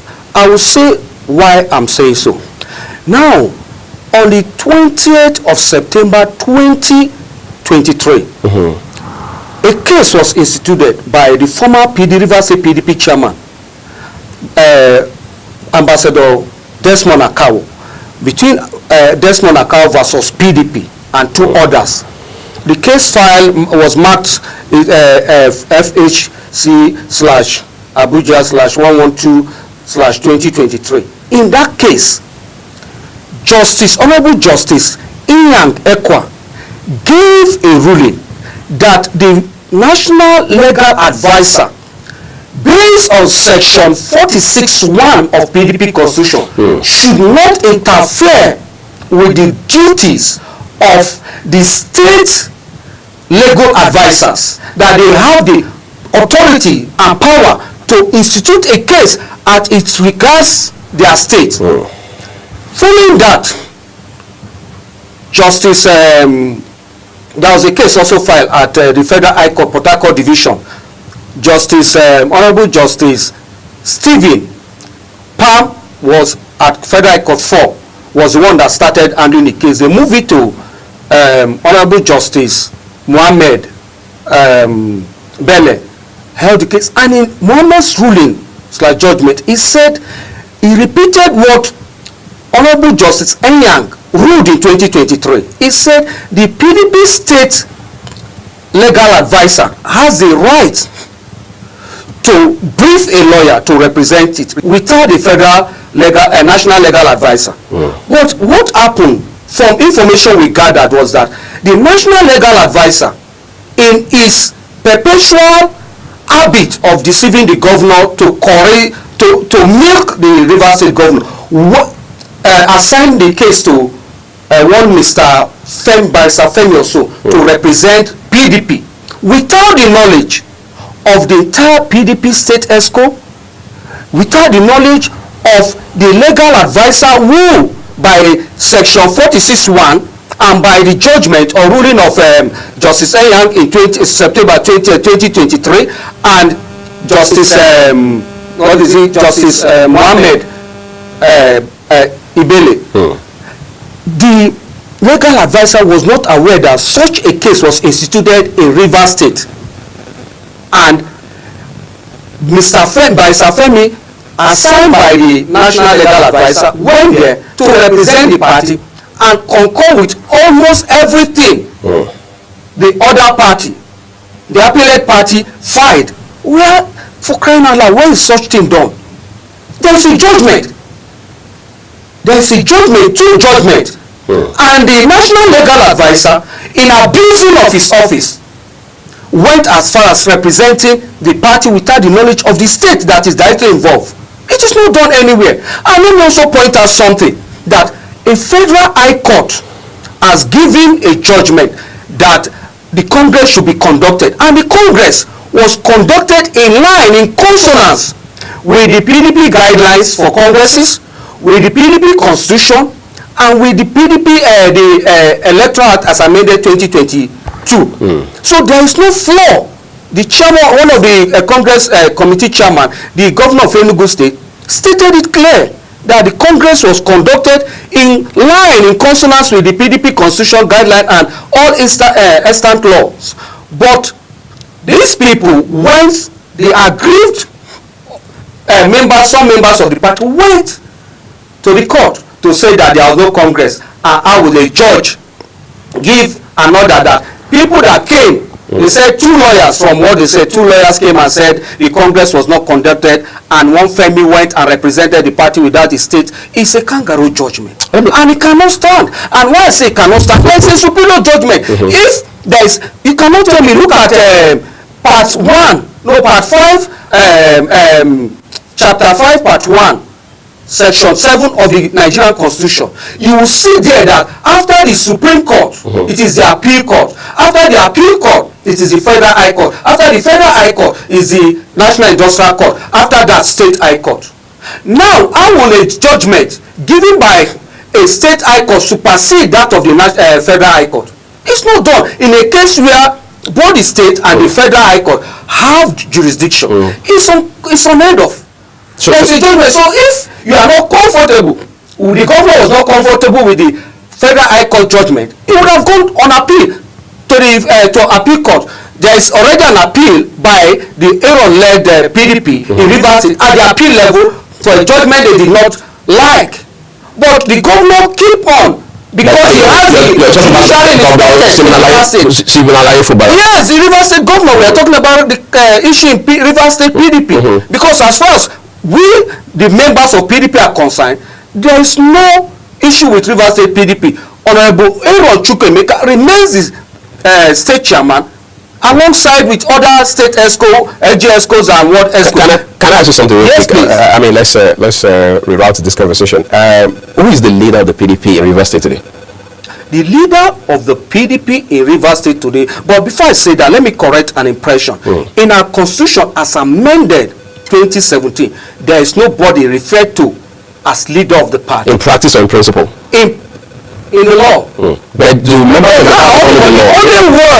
the only time you hear the word leader in our constitution is when it is referring to youth leader and woman leader. And those are offices. Those are offices. Now, but in practice, let me put it that way. We have people that we have called leaders of the party just for administrative convenience to support the party. And today, as we speak, without any doubt, the FCT minister, His Excellency Nyesom Wike, is the leader of PDP in Rivers State. Even when he's no longer the governor or neither the state chairman of the party? No, see, that's why I'm telling you. I told you that we don't have anything like leader of the party. But for ease of administration. But for whatever purpose, the leaders of the party, they meet fit at a particular time to massage the egos of the governors, who most at times support the party financially and support provide support to the leadership of the party at the state level, and they gave them that privilege. It is not a right. It was a privilege given to governors, which some of them are abusing today and making it a right. When you don't provide leadership, you are not giving the responsibility. When you are not taking responsibility, you are not be given leadership position. The FCT minister, His Excellency Nyesom Wike, and the immediate past governor of Rivers State has been providing leadership for PDP Rivers State, and doing that, he stood by the party in all the elections, providing finance, mobilizing, making PDP stronger in Rivers State. And because somebody came in as governor, who he was majorly instrumental, God using him instrumental to his emergence, came and said he wants to be the leader of the party when you have not provided, taking responsibility number one. And you want to provide leadership. How do you provide leadership without taking responsibility? It's not possible. So, and that is why we, the PDP leaders in Rivers State, PDP members in Rivers State, see the FCT minister as the leader of PDP in Rivers State. As it stands today, I mean, let's just so we are very clear. There's no smoke without fire. They say. Yes. At the point, Nyesom Wike, now Minister of FCT, was the governor of Rivers State, and of course, this gentleman, now the governor, Siminalayi Fubara, was also Accountant General in that government. Yes. Correct me if I'm wrong. No, you're right. So, at what point did they fall out of love? No, you see, you can fall out of. It's unfortunate, to be frank. It's unfortunate that such thing will happen. Most of us are not happy with the fact that such thing is happening. And it is unfortunate that the governor will allow himself to be deceived by some politicians to severe relationship with his boss, the FCT minister, because whatever Wike has done to you, my brother, Wike has written your name in the book of Rivers State history, that generation unborn will read about it. And for that reason, singular reason alone, you would have listened and understand his part or his grievances or why he's acting the way he's acting. But you now listen to people that fought tooth and nail to say no, you will not emerge as governor. The former national chairman, who is from Rivers State, Honorable Prince Uche Secondus, wanted to bring his cousin and fought Siminalayi Fubara to the last. Even after he won, they wanted to go to the court, looking for a way to go to court to remove him. But today, those people are the ones that are flocking around you, wanting, giving you advice. Same people that don't want you to be there. And somebody, for your sake, made a lot of enemies to make you governor. God using him. Nobody can make this except God. God used him to make you a governor. And today, suddenly, you don't like the way he's behaving. You don't like the way he's doing this. It's unfortunate. And that's why I've always, whenever I appeared on any platform, I advise the governor, don't let people deceive you. Just like the National Legal Advice of PDP, in abusing of his office, deceiving the governor, instituting case that he knows that will not go anywhere, just to milk the governor. It's painful because it is clear that what the National Legal Advisor is doing is illegal. I said it's contempt of court because there is an order. In fact, it was fined 100,000 naira for challenging and interfering with these functions and duties of the state legal advisor. So why would such a person be advising you and you are following him? I pity the governor. We understand that the governor is a political neophyte, but you should also understand that this is someone that you have been with for a long time. You should have understood the person and the personality of Wike to have enjoyed him this far, and suddenly within 2 or 3 months you can no longer bear him. No, it is bad. It is condemnable.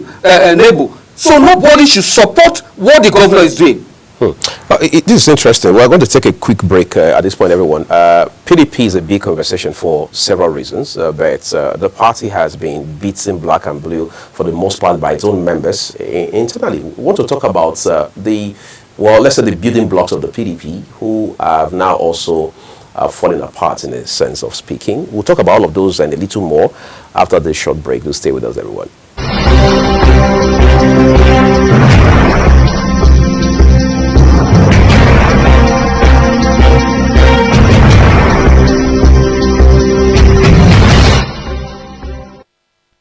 Let's talk about quickly some of the things that have affected PDP for the worst in this country in the history of the Fourth Republic.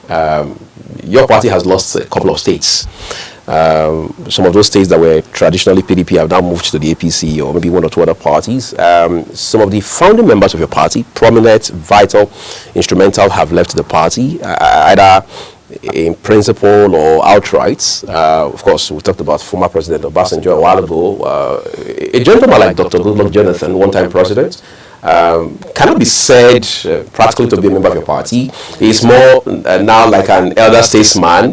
We have had incidences where we held all cycle elections in this country. We didn't see Dr. Jonathan coming to endorse the candidate of your party, for example. That speaks volume. We have several of them who are now aloof, indifferent, and nonchalant. I'm not going to ask you what efforts are being made to get these people back into the fold. I'm only asking, how does this impact PDP and its fortunes? Well, the truth remains that in 1 or 2 ways, in some ways, it affects PDP. But it does not stop the fact that PDP is making headway and becoming stronger. Because those ones are personalities. Now, for example, the Goodluck Jonathan thing you talked about, it's Goodluck Jonathan dissociate or is not identifying with the party practically, just like you said, because of the heavy betrayal of party leaders. In 2015? Yes, in 2015. From most especially, let's be frank about it. And let's say the truth, from the north. He feel bitter about that betrayal. And that's why we need to dissociate religion and region from our politics. And Jonathan felt bad about that. That his party members, party leaders from his party will act in that manner. And since then, if you notice, just like rightly said, he started acting statesman, like a statesman, not associating with a party or any party. And we have leaders that have, 1 or 2 that have stepped aside for maybe personal reasons, for political ambition that was not, looking at the future. They are not immediate future, they are not able to achieve. So they decide to, decamp to other parties. Some completely withdraw from politics, went on political retirement, just like Obasanjo and so on. But that, if you look at it, after these people, we've won elections and we've made progress. Yes, in 1 or 2 strongholds of PDP, we have lost our chances of producing governors and making, a very good result in terms of the presidential election. And that is because the party did not stick to its constitution in the 2023 election by abiding on the zoning principle, north and south dichotomy. That the south was supposed to produce the presidential candidate of our party. But some persons felt it is their right to be candidate of the party. And because of that, did all they could to make sure that the candidate, the ticket was thrown open. But it is there in our constitution that the party should be zoned, political offices and this should be zoned between the north and the south, most especially major offices. But it was thrown open. Ikweremadu committee after the 2015 election came up and came up with a report. And that was what led to the 2019... By way of recommendations? Yes, by way of recommendation, led to the 2019 election, 2019 primary. The party zoning the 2019 primary to the north. If you notice, most of the candidates, the major candidates were from the north because of the Ikweremadu report that was what affected the 2015 election.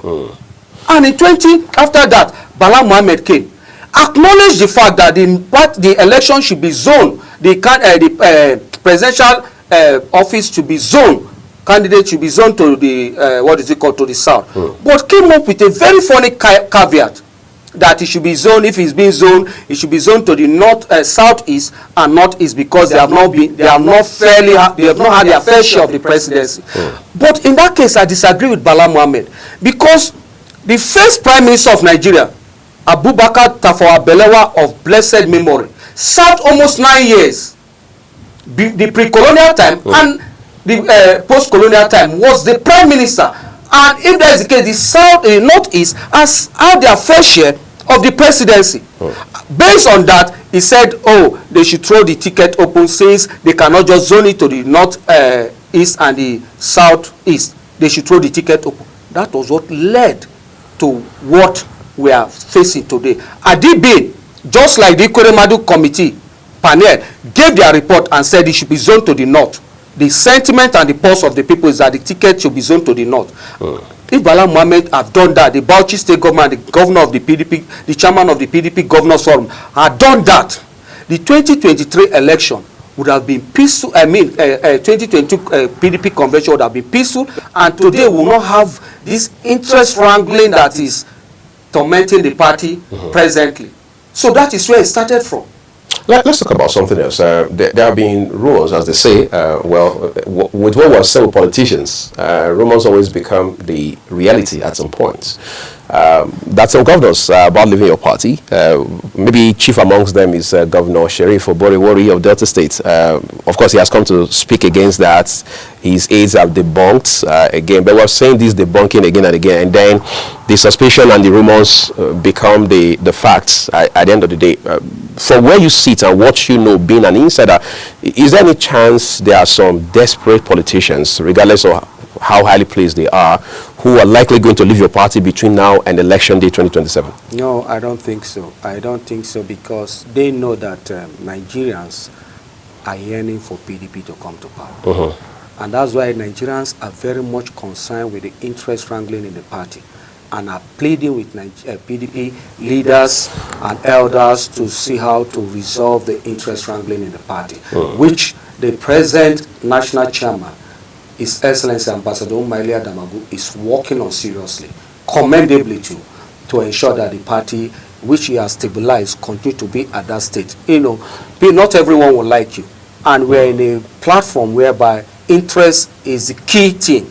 Everybody out to project their interest. So things like this are expected. And that's why we want to urge Nigerians to keep faith with PDP, that PDP will not fail them. Our interest wrangling will be resolved soonest, and we'll come up with credible candidate to present to them for the 2027 general election that will bring them out of this pain and subjugation, economic subjugation they are going through right now. Is there, what's the possibility that the PDP, your party, will survive the storm it's in if they rank up, particularly between two elephants? I used that term advisedly. Former Vice President Atiku Abubakar and former Governor of Rivers State, Nyesom Wike, resolved. No, you see, PDP has faced a lot of challenges. But not this bad, I guess. No, even us, we have had a time that they see our secretariat. So it's worse than this. We came out of it. We have two factions. Now we don't have any faction. Then we have two factions. The Alumadu Sheriff and the Makrafi faction. Their excellencies. So we have not, it's not that, this case is not as bad as that one. we have this issue. So definitely we'll resolve it. Just like Todi says, interest. Atiku is projecting his interest because he still have interest in the 2027 presidential election with what we are seeing, his body language. But leaders are talking to him to tell him that, for crying out loud, let the South have their remaining 4 years from 2027 to 2031. It will be the fair deal. So that is just it. It's interest wrangling, and it will be resolved. That is the truth. We will always resolve our issues just like we've always done, and we'll move forward with it. Let's wrap it up. Some persons don't seem to share that sentiment for apparent reasons. For example, elections held in Edo State recently, where, of course, the APC carried the day, and your party, at that time, as they say, de facto leadership under former Governor Obaseki, of course, Asue Ighodalo, a bright candidate as it was, being your party flag bearer, were not impressed with the outcome of the election. But the important thing was that the APC won that election. As of today, I mean, I spoke with people in your party. I spoke with someone from your party whose mother is a strong supporter, strong member, foot soldier for the PDP in Edo State. What she told me was, well, a lot of PDP members in Edo State had to just stay aloof to allow the APC win. They didn't necessarily work for the APC, but they had to allow the APC win to, as we say on the street, Pepe, former Governor Godwin Obaseki, not necessarily Dr. Asue Ighodalo. So when you have a bunch of people like that, which is a strong base, whether you like it or not, are we saying we will pretend and act as though, I mean, just feign ignorance, like it will not have its own backlash on the PDP, now or later?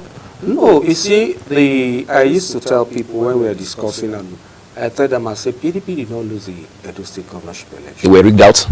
PDP, Ighodalo did not lose the election. One, we were rigged out. Two, what is it called? Obaseki was one that lost the election. Because there were a lot of issues surrounding Obaseki, which he did not address, that snowballed into affecting the party and the candidate. And that's why we always caution our leaders that your action and inaction has its effect on the party and whichever candidate the party presents. I don't want to mention the issues, but we know it was they are in the public domain. A lot of issues surrounding Obaseki that led to members and indigenes of Edolites getting angry with the person of Obaseki, but not the party. The person of Obaseki, not with the candidate Ighodalo. So that is just the issue. And some of them stay aloof, not all, because that's why I said they rigged the election. Not all, because if all stayed back, we wouldn't have won the election. Or they wouldn't have been able to rig us the way they did. Or some did. You understand? So that's why we had that experience. But I'll tell you for a fact that that will not affect our future election. Because the person they have the grievances with is no longer there. And same thing at the national. That the party definitely will have one or two people that are not happy. And those people will express themselves. But that doesn't mean the party will not make progress. There are people that have decamped from the party. There are like, I'll give you an example. I just saw a letter. The former governor of Sokoto State, Bafra, has resigned from the party. And in doing my research, I discovered that because in the process, in the scramble for power or the structure of Sokoto State, he lost out to Tambo or so. That's why he left the party. So looking at that, you see that some people are not living out of principle or love for their people, but because of their selfish interest. So you will not blame that on the party. You will not blame that on the party or whoever that is presiding over the party at that material time. That is the thing. Let's say, I mean, I thought we should wrap this up, but a few more questions are popping up and they're vital. With the benefit of hindsight now, I mean, when you look over your shoulder today, do you think, still talking about those states, someone like former Governor Godwin Obaseki should have been given what I'd like to call the Jonah treatment? That is, insulate him from that campaign process, from the Ighodalo brand and all of that. Because I've spoken with senior members of your party, many of them very influential, who are now saying that what the PDP should have done at that material time was to insulate, I mean, if possible, I mean, just delineate Obaseki from the campaign, because they think now that Obaseki was demarketing the brand to be known as Asue Ighodalo. Is that what you should have done as a party? Yes, to some extent, not totally, because is the governor of the party, is the governor of the state, and Right. is from our party. So it will be, people will give other interpretation to that. To say, why is the governor not throwing his weight behind him? Weight behind him. You understand? But the extent to which he went made some leaders scared that he will control him totally. So they begin to look at him with one eye, that the way he's doing it. Otherwise, you can support him. Just like you said, that did a lot of damage and demarketed our candidate. To be frank. To be frank. Just like what I would say our MPS, the National Public Secretary, is doing, abusing his office, is demarketing the party. Instead of him to be the image maker of the party as enshrined in our constitution, he's becoming the image destroyer of our party. By making comments without NWC meeting, you make comment without the knowledge of the chairman. Meanwhile, if you look at section 31, section 35, 1D or so, there it is expressly clear. That's in your constitution. In my constitution, PDP constitution, there it is expressly clear that it is the national chairman. Please, just a minute, I'll read it very quickly. That is a section 35, 1 EH. It said, present to the National Convention comprehensive statement of the state of the party and political situation generally. That is one of the functions of the national chairman. And no other person has that responsibility except the national chairman. So whatever the national chairman, anybody is doing, any NWC member is doing, the national chairman ought to be on the know. But you see that, most especially the national legal advisor, the national publicity secretary, are making decisions, executing decisions that the national chairman is not aware of, or after ordinarily they ought to meet, NWC ought to meet before such statement will be made. But they will not wait for that, and they will take action because the constitution gave them some certain responsibility. But the national chairman is the one that will give the statement of a statement of the party to the convention and the NEC. So it should be at every point in time, the national chairman should be on the know of what is happening in the party. And this is what we are saying. Demarketing the party, just like what the over involvement of what is it called, Obaseki, did to our candidate in Edo State. Okay, so let's wrap it up now. Your party, I mean, some of the senior members in your party are now saying that the APC wants to, as it were, do some sort of cannibalization of your party. They say the APC wants to have an extension of itself inside the PDP. Therefore, it's engineering some members, even at the very senior level within your party, to weaken your party into the 2027 general election. Was that what the PDP was also doing to the opposition when they were in office between 1999 and 2015? Well, the PDP will not need to do that because the PDP was very popular and is still very popular. And you think the APC is not? No, the APC is not, and that's why they are doing that. And I will not blame them because it's expected of it's scramble for power. So whatever strategy they want to use, they will use to subjugate you. So what PDP should do, and what the PDP should do, is that they should also come up with strategy to mitigate the APC strategy to have infiltrators in their party. That is it. We should say no when we see them, we identify them, we expel them or suspend them or query their actions and inactions. That is it. But we cannot come and be blaming or always come to blame APC is interfering. They will interfere. They say it or not. They want to weaken you to make sure that they become strong because they are not popular. You are popular. Your brand, your name is an household name in every family in Nigeria. So they want to fight you. So what you should do is to work and bring your hearts together and make sure that you are strong to counter whatever plans they have against PDP. And that's what the acting national chairman is doing. Coming up, he's not making noise, but behind the camera, a lot of actions to ensure that PDP is stronger. Even the opposition within the PDP, the other interest groups are acknowledging it, but they don't come to the public to acknowledge it because maybe his actions are not favorably disposed to their interests. So they will not come up to say it. But they know that compared when he took over and before he took over after the general election, you see that he was able to stabilize the party to a large extent.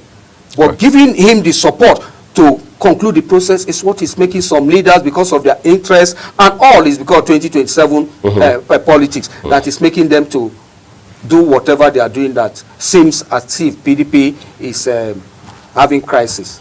Okay, we can only hope that your party will sustain that stability you say Ambassador Damagu has brought into the party, because more than ever before, you're going to need that now and going into the 2027 general election.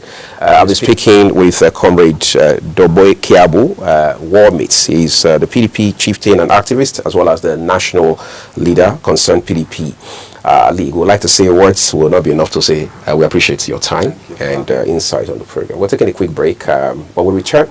We will turn our attention to the budget defense that is currently going on, and we're hearing from what senators have said, even the House members, that this is top priority for them, even though we know we have already cracked up the January-December cycle of budgetary process. All of that and more coming up after this break. Please stay with us.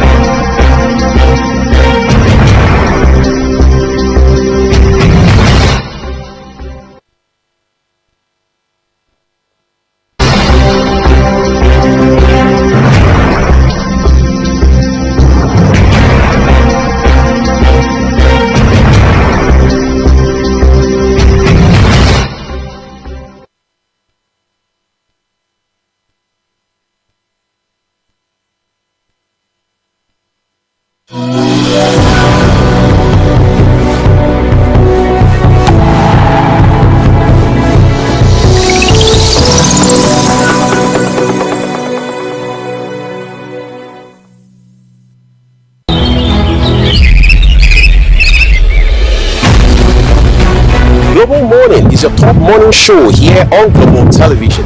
We bring you fresh news updates daily while delving into a variety of current affairs and topics. Global Morning aims to deliver newspaper review, latest news with experts on key global issues, And at the same time, keeping you well informed about important events, both national and international. Global Morning serves as a valuable source of information, helping viewers like you start your day well informed. Stay connected from Mondays to Sundays to a wide range of the latest news making rounds on Global Morning. We're on the road to protest. And the president meets all of our demands.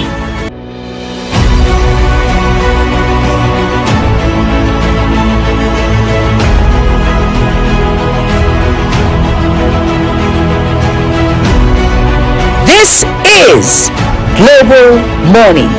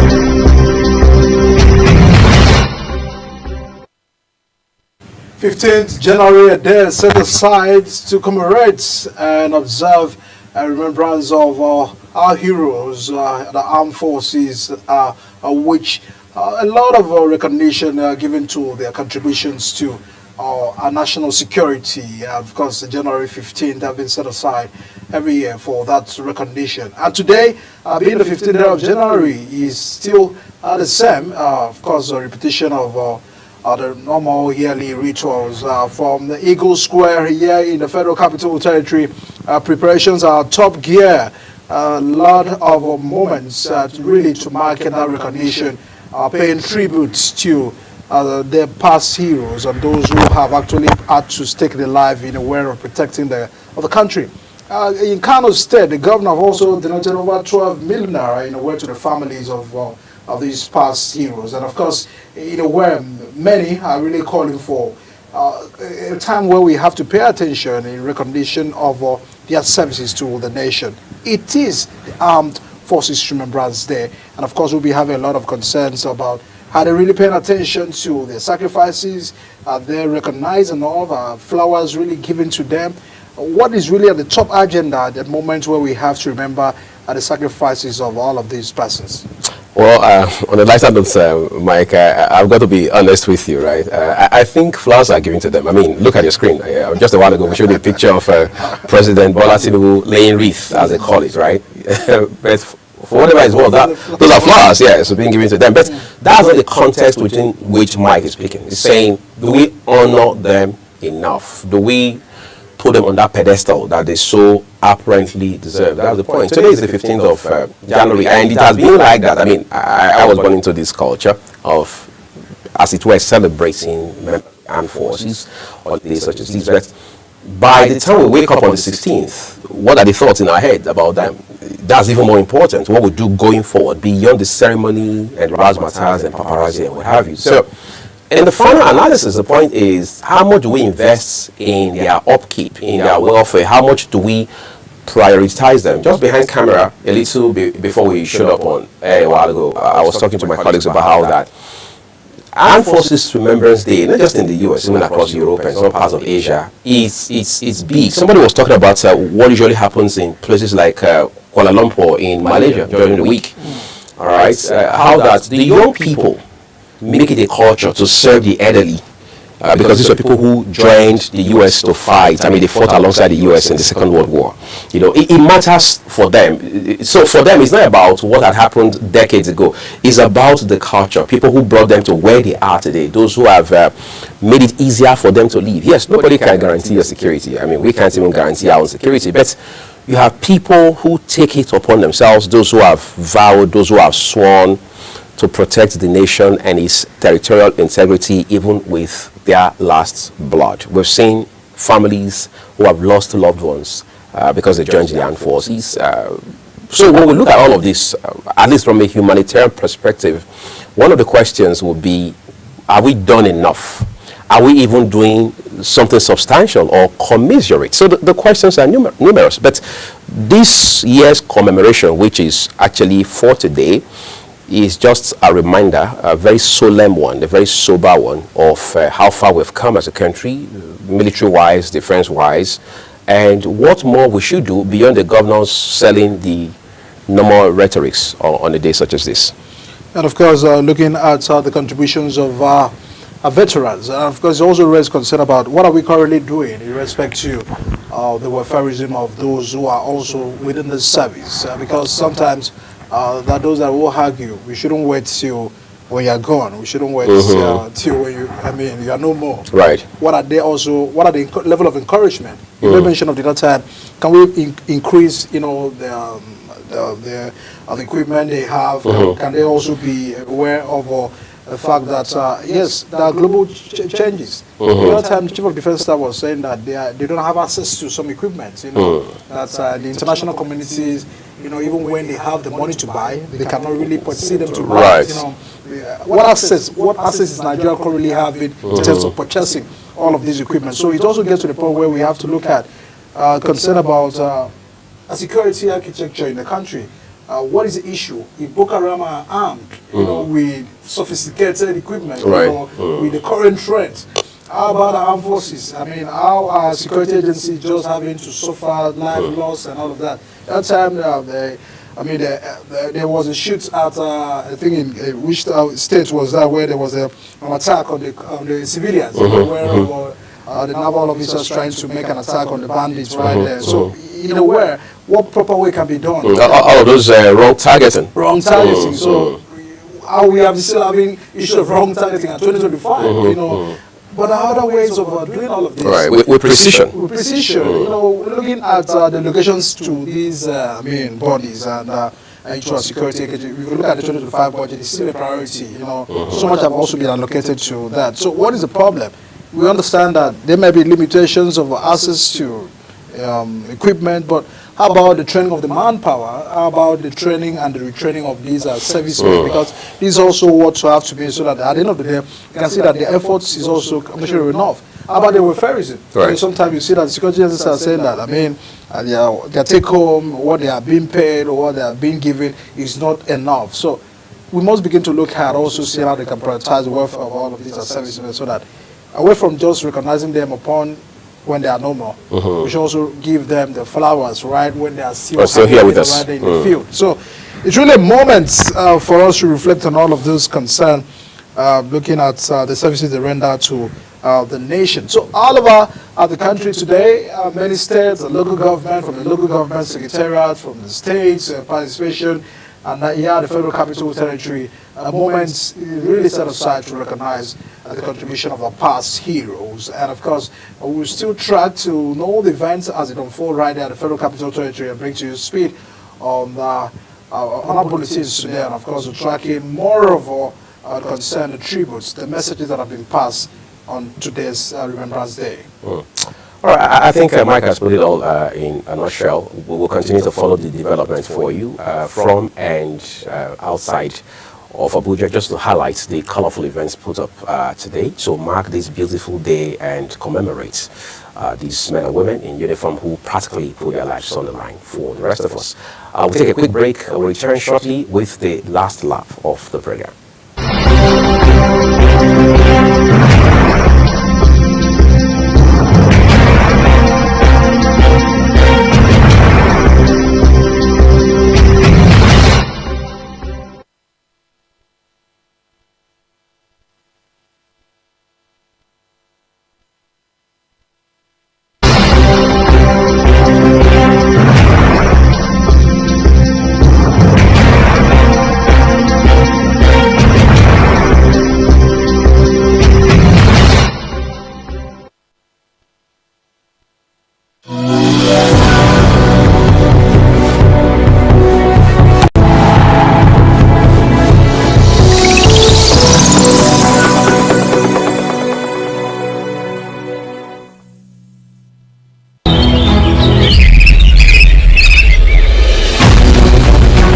Global Morning is your top morning show here on Global Television. We bring you fresh news updates daily while delving into a variety of current affairs and topics. Global Morning aims to deliver newspaper review, latest news with experts on key global issues. And at the same time, keeping you well informed about important events, both national and international. Global Morning serves as a valuable source of information, helping viewers like you start your day well informed. Stay connected from Mondays to Sundays to a wide range of the latest news making rounds on Global Morning. We're on the road to protest. The president meets all of our demands.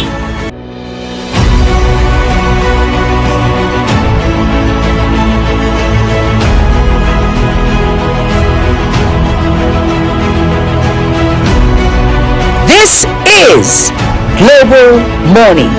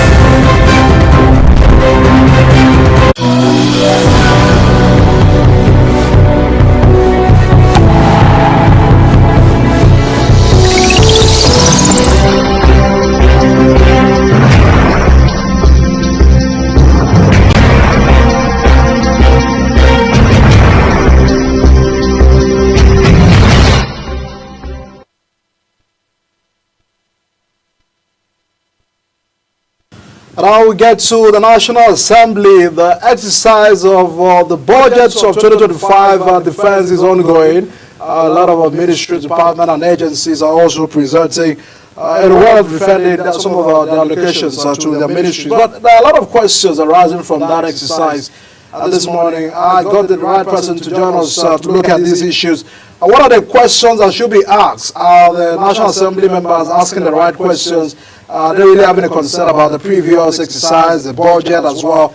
And now that we have this 2025 before us. Omar Yakubu is Executive Director of our Center for Fiscal Transparency. Joins us live here from the nation's capital. Thanks so much, Doctor, for sparing some of your morning hours with us on the show. Very quickly, what is your concern about this exercise? Because here in Year Out, we have departments, ministries, agencies having to present themselves to the National Assembly. But there are a lot of dramas, questions that are really coming out from this exercise. What is your concern generally? Yeah, thank you for inviting me. Good morning. As usual, this will continue to be a yearly routine. I'll call it routine or exercise, as long as we don't get one fundamental aspect right, and that is our election system, how we vote in our leaders, how we select our leaders.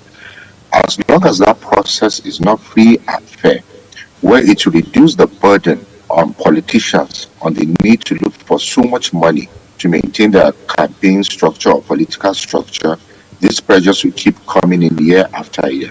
Now you have a process where we're supposed to be having a budget, but most people don't even know the details because there are allegations of so many insertions. In fact, not allegations, evidence. You can clearly see the evidence of so many insertions, which clearly portrays there is a link between the executive and the legislature. So the legislature are supposed to check the executive. Clearly that's not happening. It's all about interest. And what's driving this interest is because of the pressure to maintain political structures. So you find that instead of debating on what is best for the country, it's mostly about debate about the personal interest. What favors a particular individual or a particular legislator, a particular politician, or a particular zone, particular region, not national interest or things that will help the people. So that is just the basis why we continue to have these problems. And when you have heightened political interference, governance, you have a governance deficit because the issues are not driven by governance issues where you want to improve healthcare, you want to improve education, you want to improve security, things that matter to the people.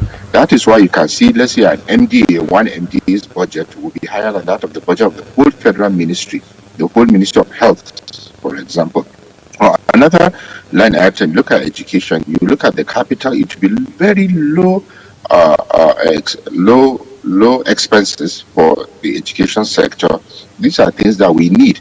So the whole budget will completely be a mess, if I may use that word, because the real input, the process is not structured in a way where you have real input that will drive national development.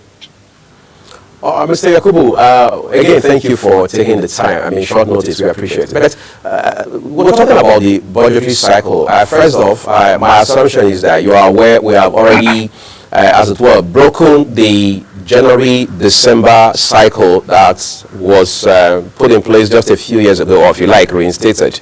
That for many people may even be a backseat issue compared to how we evaluate. I mean, what kind of KPIs ideally should we be setting in terms of how we allocate funds and how we execute projects in this country? That's one question. The second is, how concerned should we be about the volume, as it were, of funding that we allocate to capital projects? Because we understand, I mean, elementary economics, that it is the investment that we make in capital projects that drives real-time, measurable, concrete development. Would you be kind enough to respond to those two questions quickly? Okay, several things.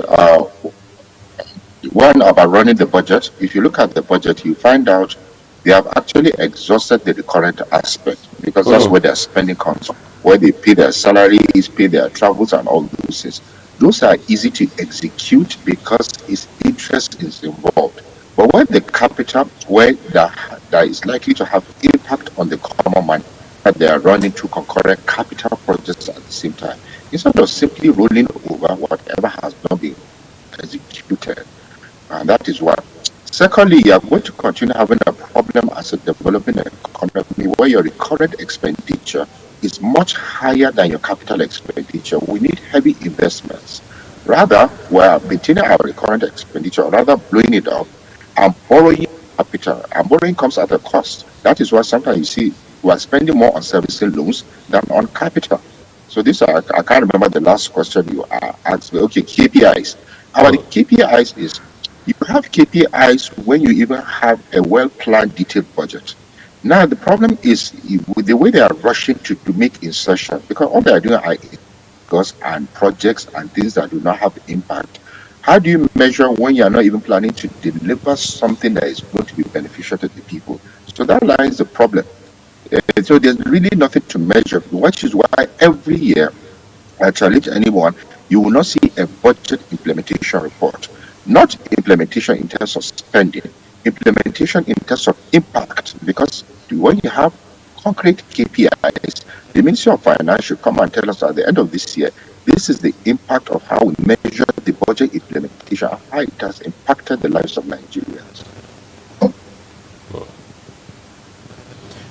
I mean, Doctor, a lot of concern as regards to what some ministries or agencies are also generating, and what they are also remitting back to the Federation account. We've also said instances where even the Federal Road Safety Corps, upon their defense at the National Assembly, they were asked questions about how much they were able to generate and how much they are able to remit. What is always the process like? Because sometimes what we find is that they take more money from the Federation account, or after the federal government has actually made some allocations to them, but what they are remitting back is not really measurable to how much was invested or how much was allocated. What is always the missing line within this process? Yeah, the problem stems from where we decided to adopt a very bad culture of allowing some agencies, about 60 to 65 of them, of calling them revenue generating agencies. So some, just because they do some work, they feel entitled that because they are collecting money on behalf of the Federation, that they need to retain some amount. And there are several of them. So, like I said, over 62 is not just federal road safety. So that culture is what breeds corruption, because you find that sometimes in the budget, what some agencies are even generating, in quotes, generating, they retain almost 100% of it to take care of themselves. They tell you they're paying salaries, they tell you recovery funds or what they are using to generate the money, which is why you find that for several years, let's say NNPC was not even remitting any money. They would tell you cost of collection. Customs has a percentage, FRS has a percentage. That's a very bad culture.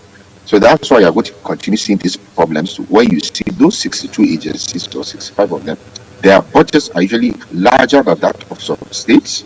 They are larger than some of ministries, a whole one single agency.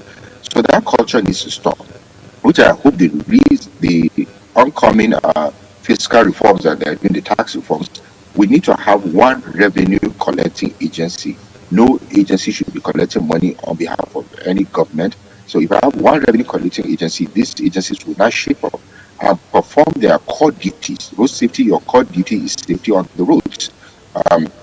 Central bank is management of the economy, customs, so many things. The customs should not be about revenue collection. It's actually about border security. That's their first things they are supposed to do, about revenue collection, where they collect a percentage. So I just hope the new 4 bills before the National Assembly will address this problem. And if they have not, we should talk about them and ensure that we have to stop this culture of having agencies collecting money, taking some of it and giving back the rest to government. All right, let's wrap it up in a minute, Mr. Umar. We have concerns as it stands right now around borrowing. Of course, every other budgetary year we have to borrow. And then, of course, in the middle, Minister of National Budget and National Planning, Abubakar Bagudu, is now saying that the benchmark, the target has been set by way of revenue generation, something, I suppose, in the neighborhood of 36 trillion is within reach. I mean, it can be accomplished. But let's move away from those factors and talk about how to better deal with borrowing for the sole purpose of funding budgets. In 1 minute, if you can. Yeah, it's another bad culture we have because we like taking some global standards or IMF standards where they say if your cost of borrowing to your GDP or to your debt is below a certain percentage, let's say 30%, yeah, okay. But you don't borrow only when you need to borrow. Instead of borrowing, it is better we cut down our size by reducing our recurrent expenditure. And reducing the current expenditure means reducing the lifestyle of politicians and those MDAs. Once you do that, yes, when you have the need to borrow for capital for things that will generate so that it can be paid back, then you do that. All right, we'd like to say a big thank you to you, Umar Yakubu, Executive Director, Center for Fiscal Transparency, for jumping on the conversation this morning. You do have a great day. Thank you for inviting me. Thank you. All right, sir. I mean, this conversation has just barely started, so let's say we are scratching the surface yet. We'll have more, of course, the contributions to that, following up all the events unfolding from the National Assembly tracking. What are the questions? What are the engagement? What are the level of participation of ministries, agencies, and departments in respect to all of these budget defense? Away from that, can we begin to ask questions about implementations, which is most very important as we continue to have and drive national development? That's what we're living it today on the program, everyone. Thank you so very much for spending a part of your time with us. Just a quick reminder that the views of all of our guests across all our programs are their respective opinions. And we are Mofwegwe saying thank you for watching. And hi, I'm Eddie Michael. Thanks so much for joining us. See you again.